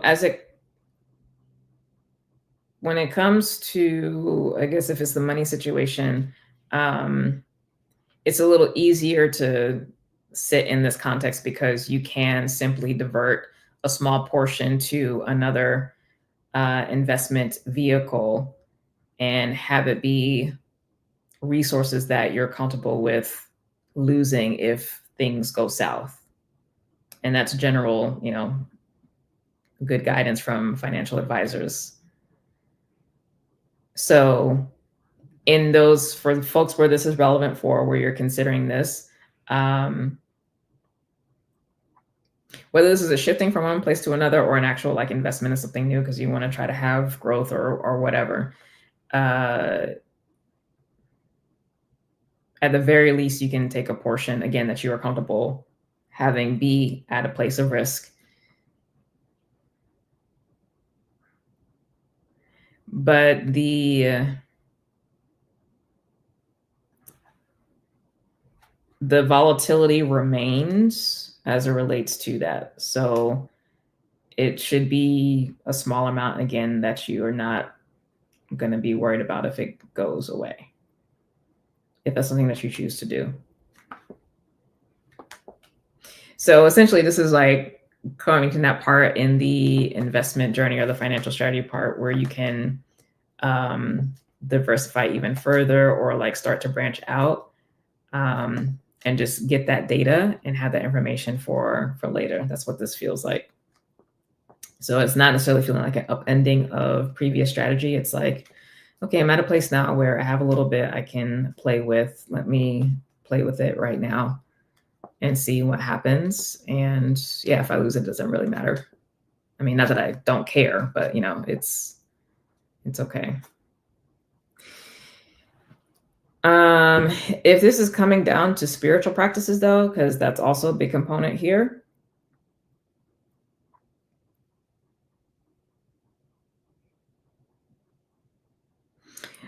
There is and does need to be a choosing of a singular path and practice to be on.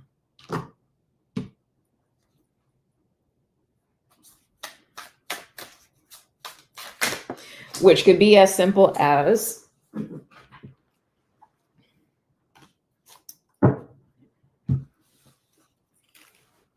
if you are, say, for instance, joining the Lightworker Incubator, just being focused and doing that for the time that's there. And then you can move on to something else, and whatever the next thing is, you give your undivided attention to that thing. Various practices may have their length of time and commitment. And so you think about this in the context that you're thinking of, but it's basically like whatever you're choosing to do it with full focus and without being diverted in your attention. Like you have to go on the path. Again, to receive any particular results that you are looking to receive.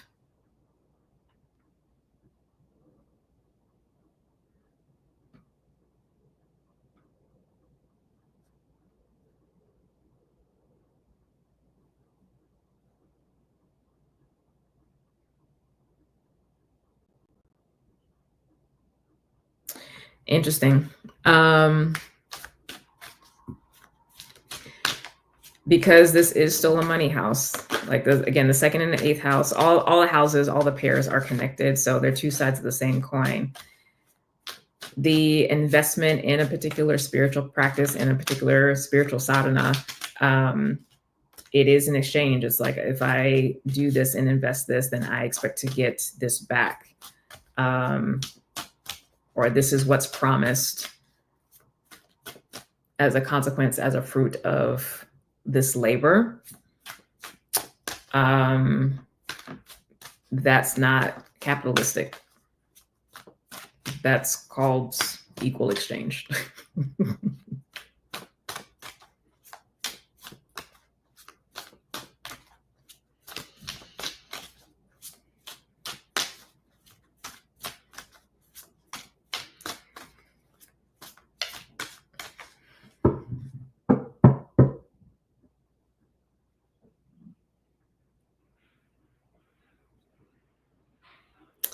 I'm gonna leave that alone.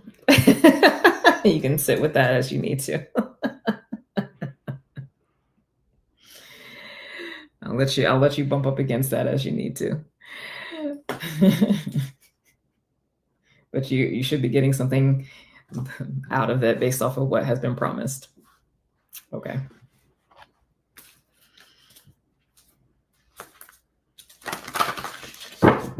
And if there's no promise, then we need to talk about, like, why are you actually doing the thing?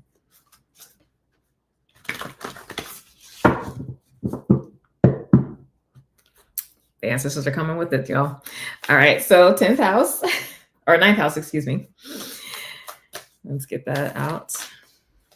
9th house has to do with when it comes to learning, higher education. So this would be bachelor's degree, master's, PhD. This is also the house of master teacher or guide or what have you. This also deals with travel. I didn't mention that with the 3rd house, but the 3rd house can be short distance travel. 9th house can be long distance travel. 9th house is also our beliefs about how the world works and how that then in turn informs our values. Our values are not inherent. They are inherited, and they remain that way until they are chosen consciously. I'll say that again. Values are not inherent. They are inherited, and they remain that way until they are chosen consciously. Okay. So for the 9th house, we have 4 of Scrolls, the karmic trench.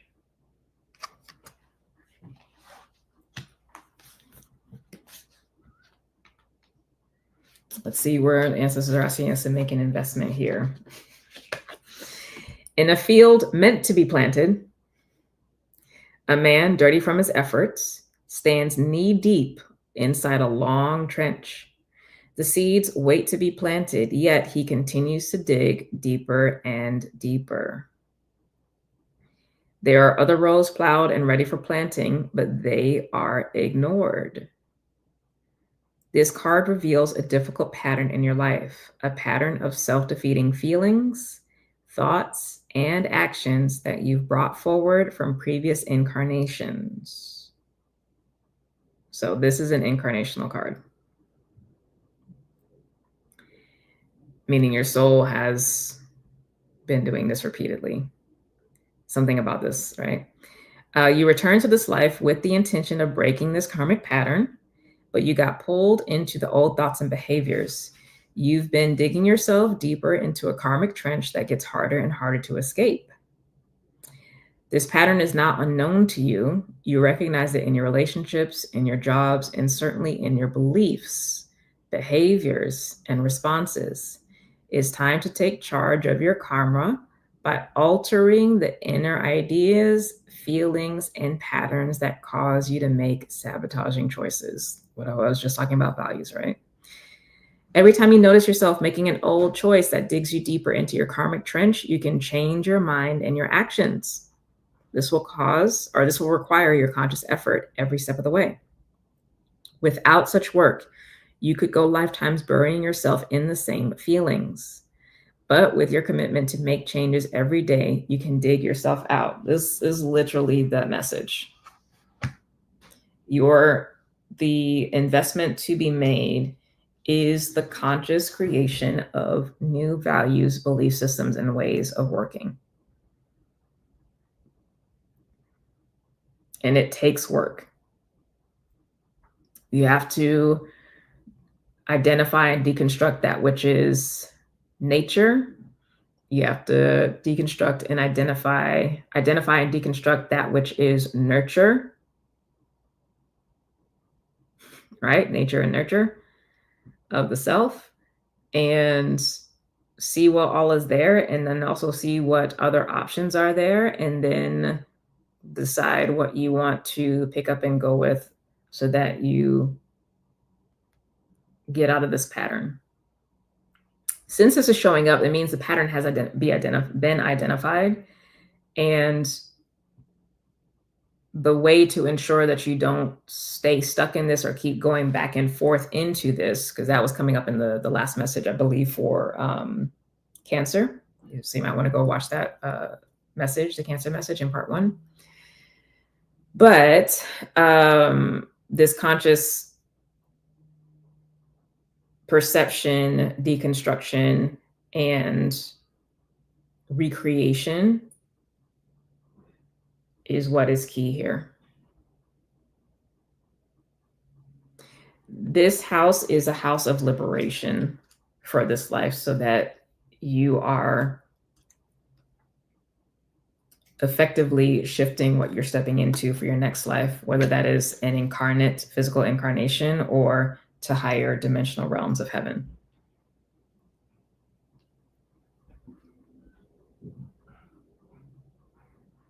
Okay. Questions on that?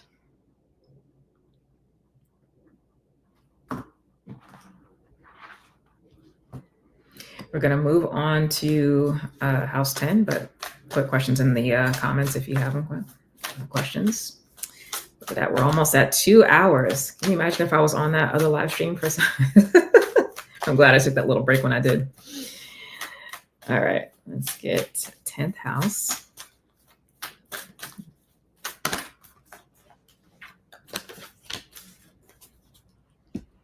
Okay, so 10th house has to deal with actual career trajectory. So it's not the individual job that you might be doing or day-to-day work in your business right now. It's the trajectory that has happened over time, where you started, how you progressed, where you're going. That's that house. This also just represents authority or place of power within the world. This house also can be associated with the father, 4th house with mom, 10th house with dad.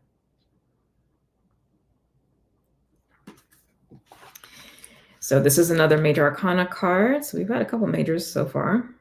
Not that many, but a few. Card number 12, the scribe.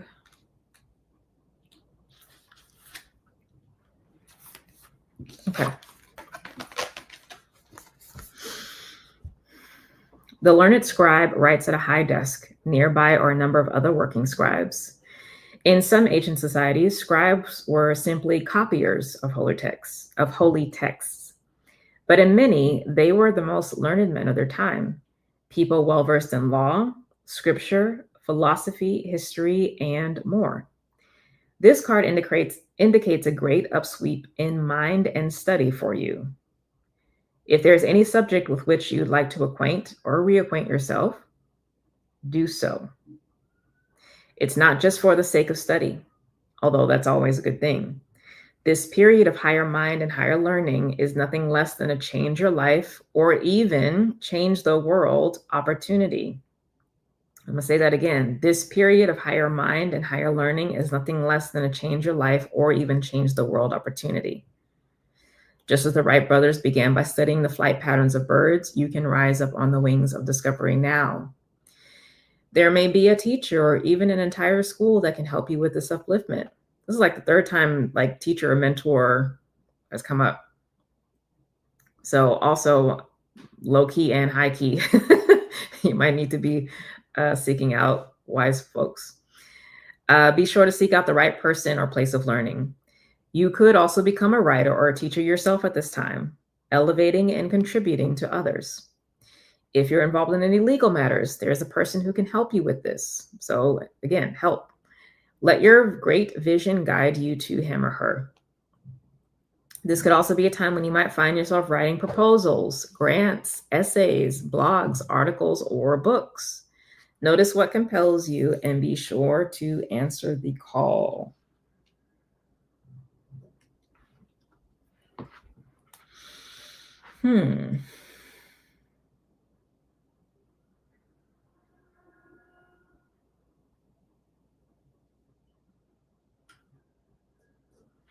So this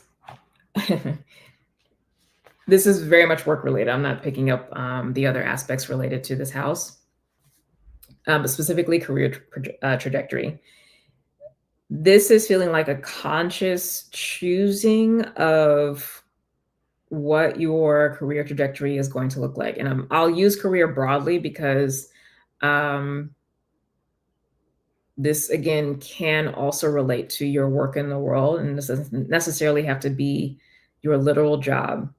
It could also be your business, or it could also be just, volunteer work that you've always been involved in, or what have you. So again, thinking broadly over that which has been consistent in a through line over your life, throughout your life, and that has progressed and flowered and shown up in expanded and evolved ways over time. I want you to think about that when I'm saying career trajectory. Okay. So this message is coming through because, in general, we've been in a comfortable place of like, okay, kind of been there, done that. And we haven't really dived fully into what next. And the diving fully into what's next is because it actually has to be visioned, thought out based off our experience of what we've been through and the information that we have now, what is tried and true, et cetera, to decide what is next. So this may be the creation of a role at a job that's never had it before. Not to say that the job doesn't exist anywhere, but it may be the creation of that newly there. It may be you stepping up into greater levels of responsibility with something that you're doing on the side, taking more ownership and management responsibility for that. It could be a situation where like you see where industry is going, et cetera, and rather than waiting for others to,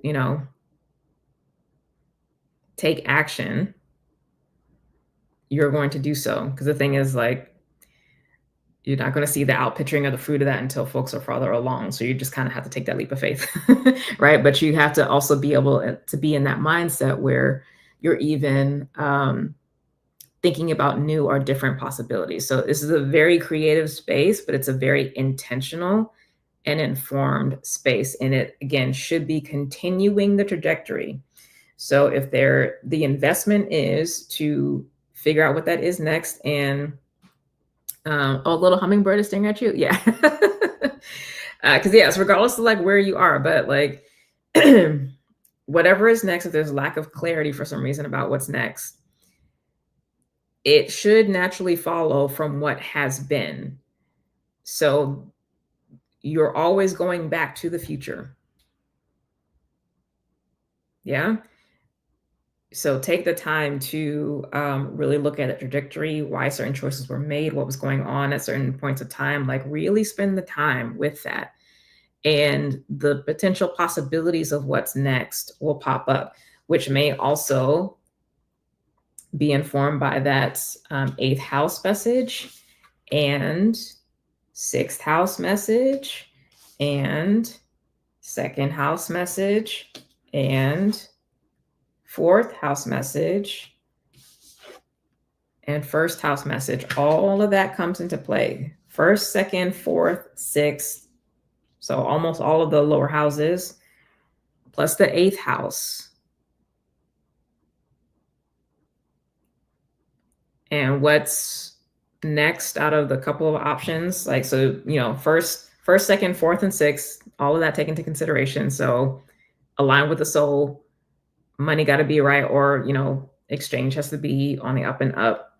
Emotionally has to be aligned with what's unique to self. And the bumps and bruises from the sixth house, you know, issues. Then you have these couple options to look at, and you're going to decide, what path am I going to go down? Weighing the pros and cons. And whatever the path is, it has to make sense for this trajectory. And then you have to make that value judgment of where there's going to be a little bit more risk being taken versus not. You can go on the direct best next path, or you can branch off a little bit more. It's up to you. But the assessment of that is going to come from the foundation of the others. And the full perspective of all the others, not just one or two houses. All of you has to come into this decision, because this is your work in the world. This is more than job. Although this could be showing up through a particular job, but this is more than that, because it's usually been showing up regardless of the fact. This basically is your brand, if you will. So all the skills, education, experiences have all been in service to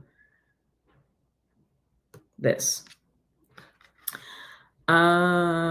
This particular card, and house, rather using my role as a subject matter expert more wisely at work. Yeah. And also beyond too. Because again, it doesn't necessarily have to be work. Just like, so what I mean really by expanding beyond is important. Ooh.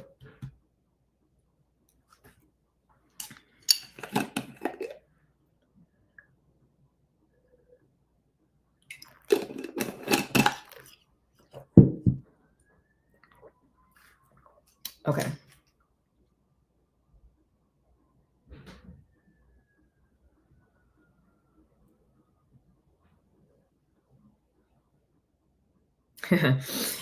What's coming through is 10th house gets you into rooms that you wouldn't you don't think you're qualified for.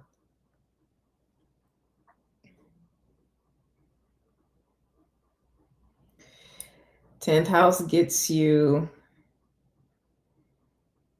into rooms you don't think you're qualified for.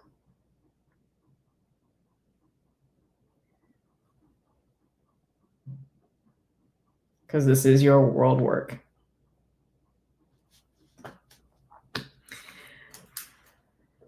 All right, Aquarius.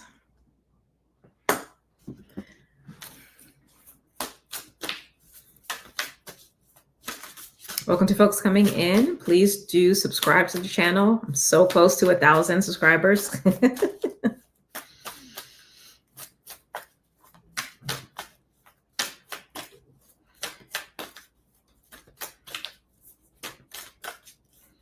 If I hit 1,000 by December 1st, I might have to think of like a really cool prize to give to folks as a thank you.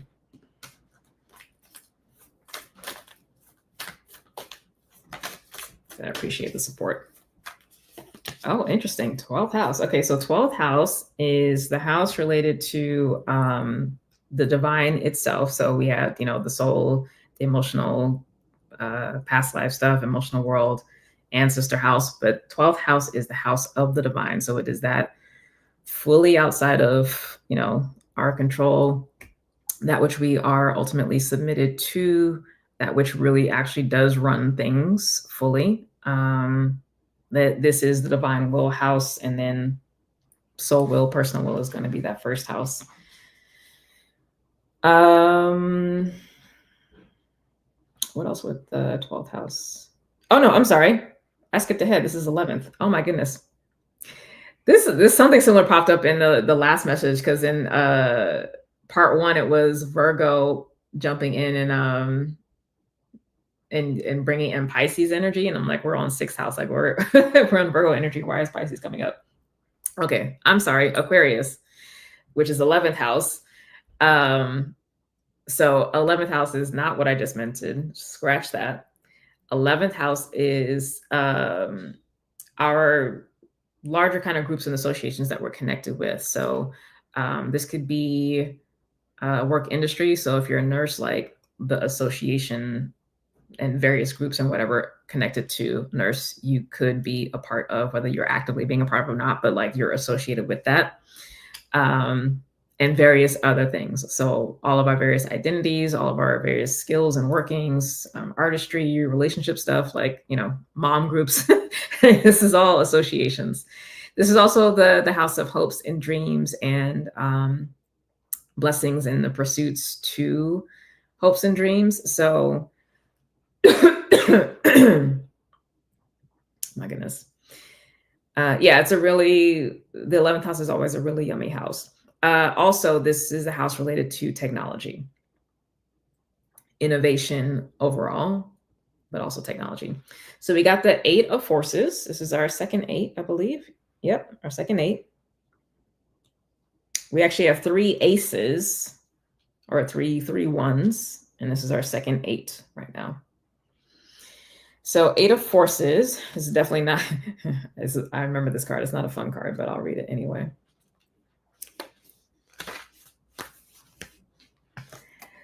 A lightning bolt illuminates a stormy night sky, striking a tree down to its core. Puddles of rain pool upon the ground. This card shows that it's a time of splitting apart, a time of loss, disappointment, or even a metaphorical death. You may be feeling wounded, grieved, or gravely disappointed. The loss could be a career opportunity, romantic relationship, partnership, creative project, or friendship. At first glance, this event may seem sudden or unexpected, but in the light that flashes, we see the deep puddles of a storm that has been going on for some time. You've probably been aware of the threat or difficulty at some level, even if you were unwilling to acknowledge it before. Now it's time to accept the situation and not fight what's so. There is benefit coming, but it often takes an ending to bring forth a new beginning and a storm to cleanse the field.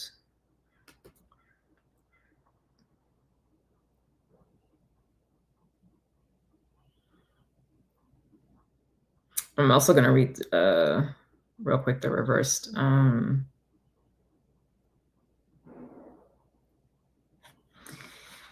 So this commitment or this investment that ancestors are asking us to make as it relates to this 11th house.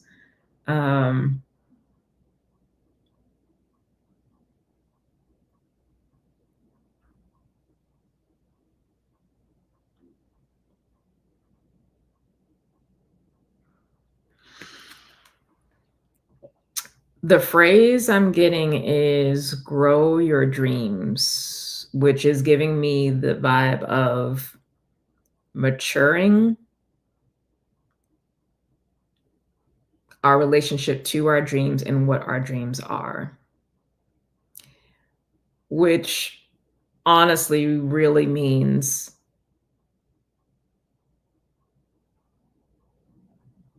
really figuring out what dreams are dreams that you still have or dreams from the past that really aren't relevant or on your heart anymore.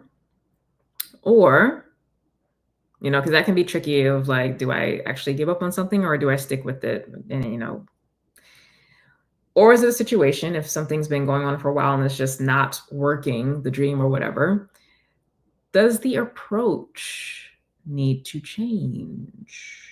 Because the thing is, and I've said this a couple times, the houses are one, right? So the pairs are two sides of the same coin. The 11th house is paired to the 5th house, which has to do with our creativity, our play, uniqueness, all of that kind of thing. So our uniqueness within the group dynamics, our uniqueness within our dreams, visions, goals, etc. Like it brings something new. It is innovative. So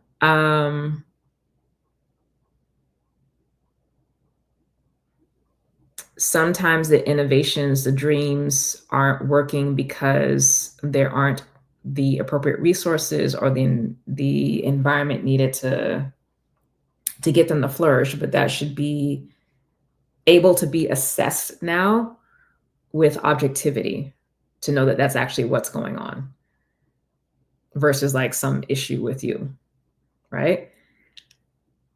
But it also could be a situation where the dream itself has to shift because your values have shifted. 9th house, remember we just talked about that?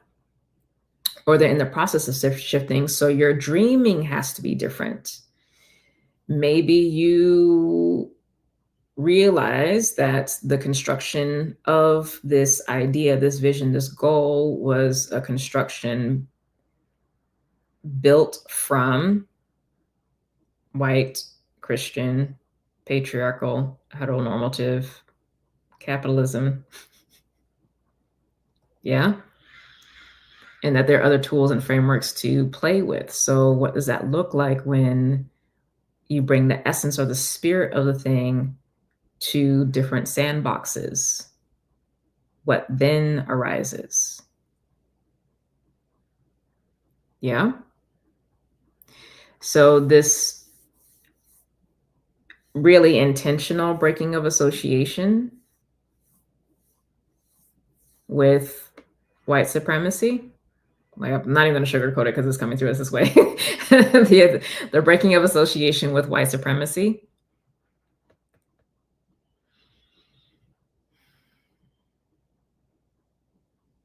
is required, or guide is guided for us to do, because this is all guidance. So do with that what you will.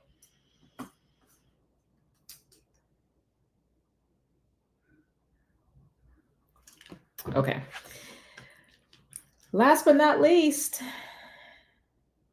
the 12th house, for real this time.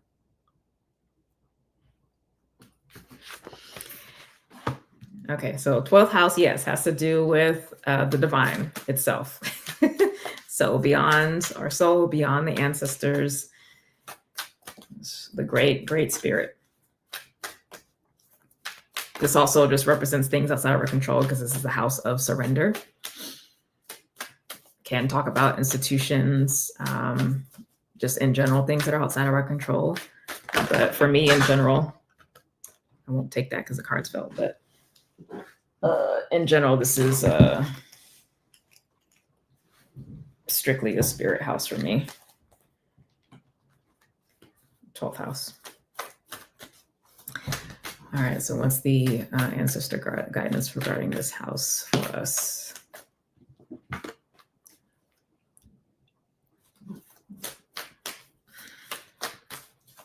Thank y'all for sticking with me, though. Y'all are troopers. It's been a while since I've done the Oracle Talks this long on a single stream, as well as long as I've been on today. So thank you for, usually I'm on, this long for group sessions or for events and stuff, but it's been a while for a live stream. So thanks for sticking around.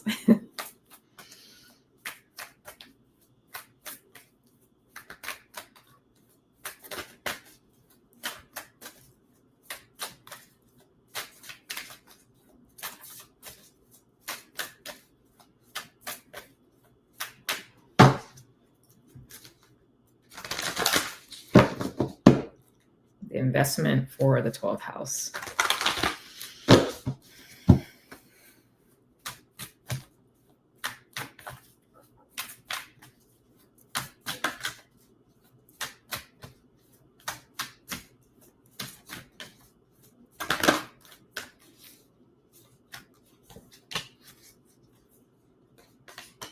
Okay.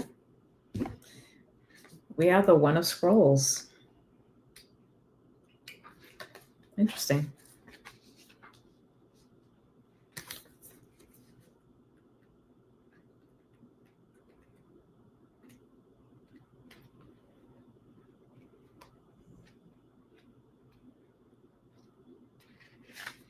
All right, so this says a man at a train station looks over his shoulder at the signs that point to the other tracks, but he has already looked at his maps and made his decision.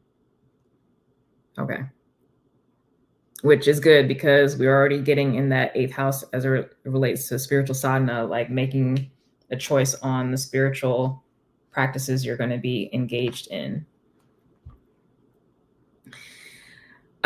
He lifts his foot to step onto the train. Though travel or move can be indicated by this card, the meaning is often about your choices and directions. You may have been ambivalent about taking a certain track in your life with regard to a project, a relationship, a career directive, or even a location. But now it's time to decide. Even if you're not quite as assured as you'd like to be, the engine is smoking. There is a direction that compels you, so get on board. You will not falter. I mean, the message is the message.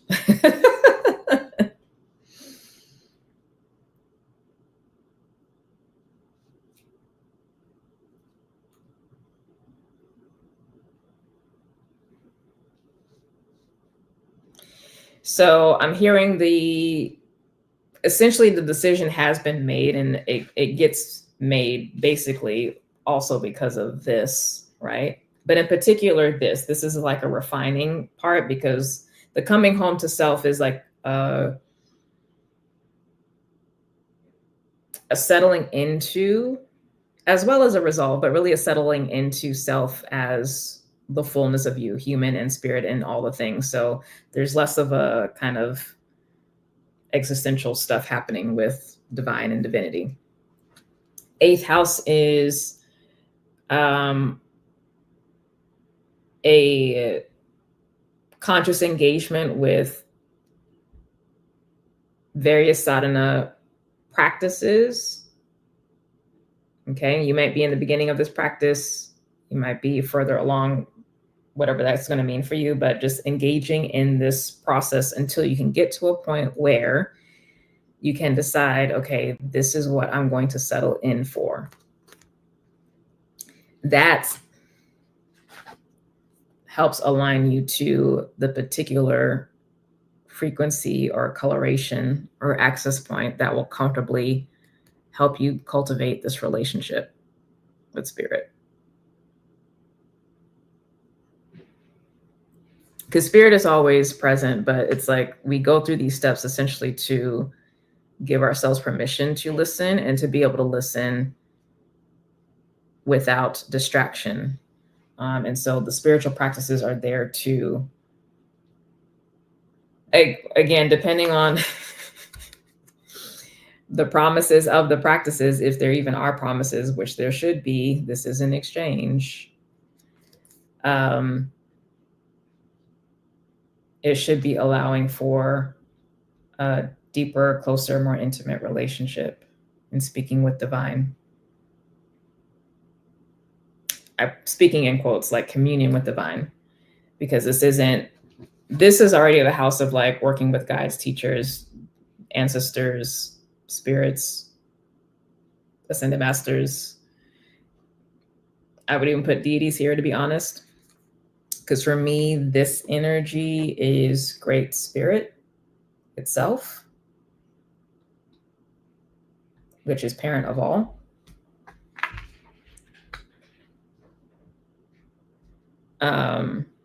That's just me, though.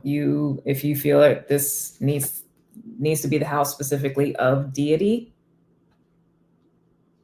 that's fine as well. But the sadhana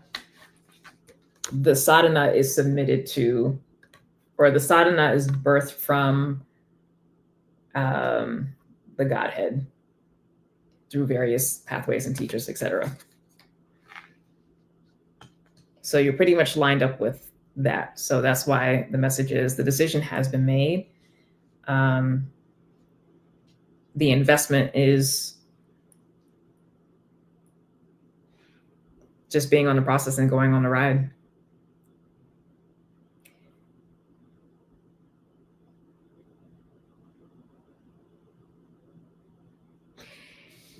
This ultimately is lifelong, though, regardless of the various sadhanas.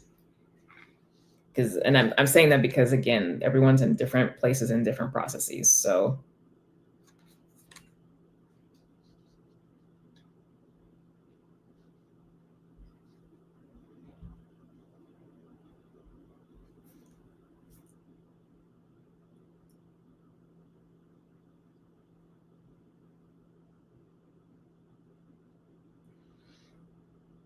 I'm hearing the foundation is spirit.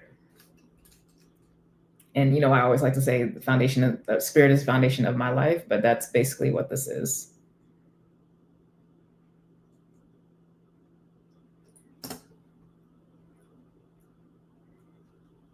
And it's not even the practices. The practices are there, again, to help you manage and deal with and be in the world, because they're bridges. But this is beyond all. This is our birthright.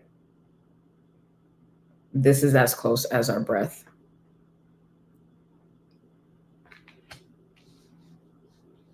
Like we can't even will ourselves to live. The gods can't even do that.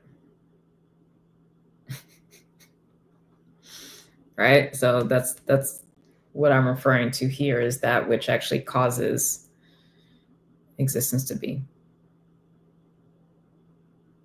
This is closer than our breath. This is closer than life itself.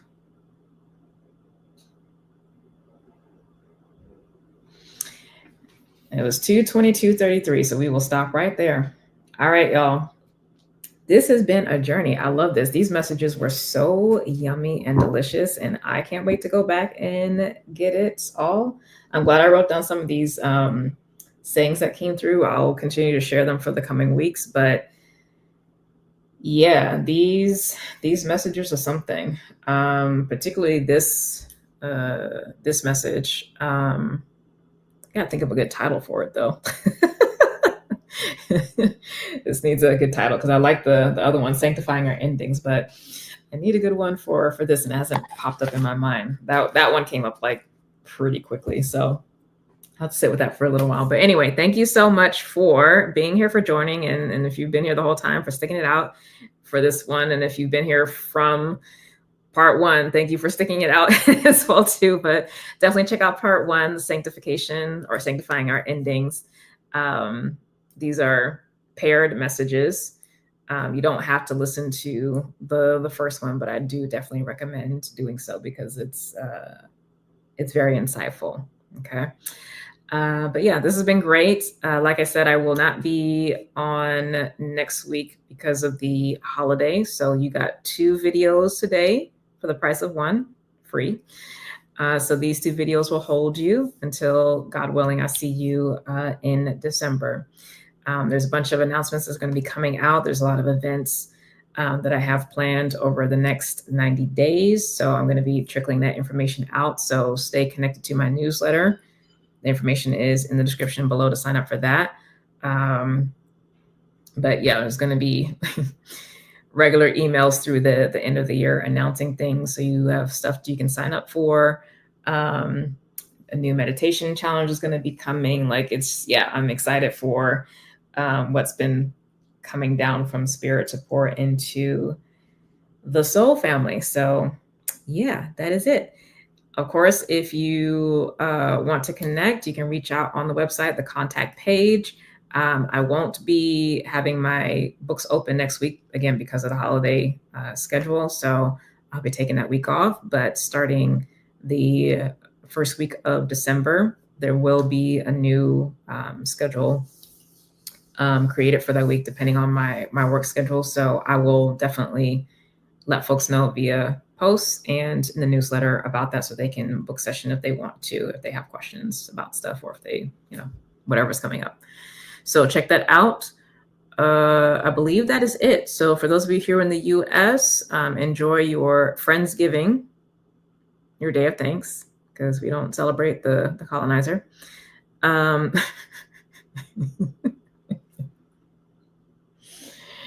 Listen, that 11th house message, we're going to hold close to heart. But yes, enjoy your time. If you are here, spend time with people and friends, reconnect to the heart, refill the well. We need each other. And if you're in other places of the world, for my international folks, pray for us here in the US. And also pray for yourselves. Okay. Share your enjoyment and your pleasure with your ancestors and with our nature family, because we are all one.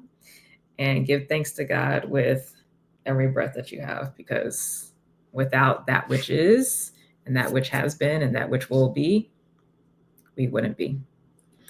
All right. Love you all. Bye.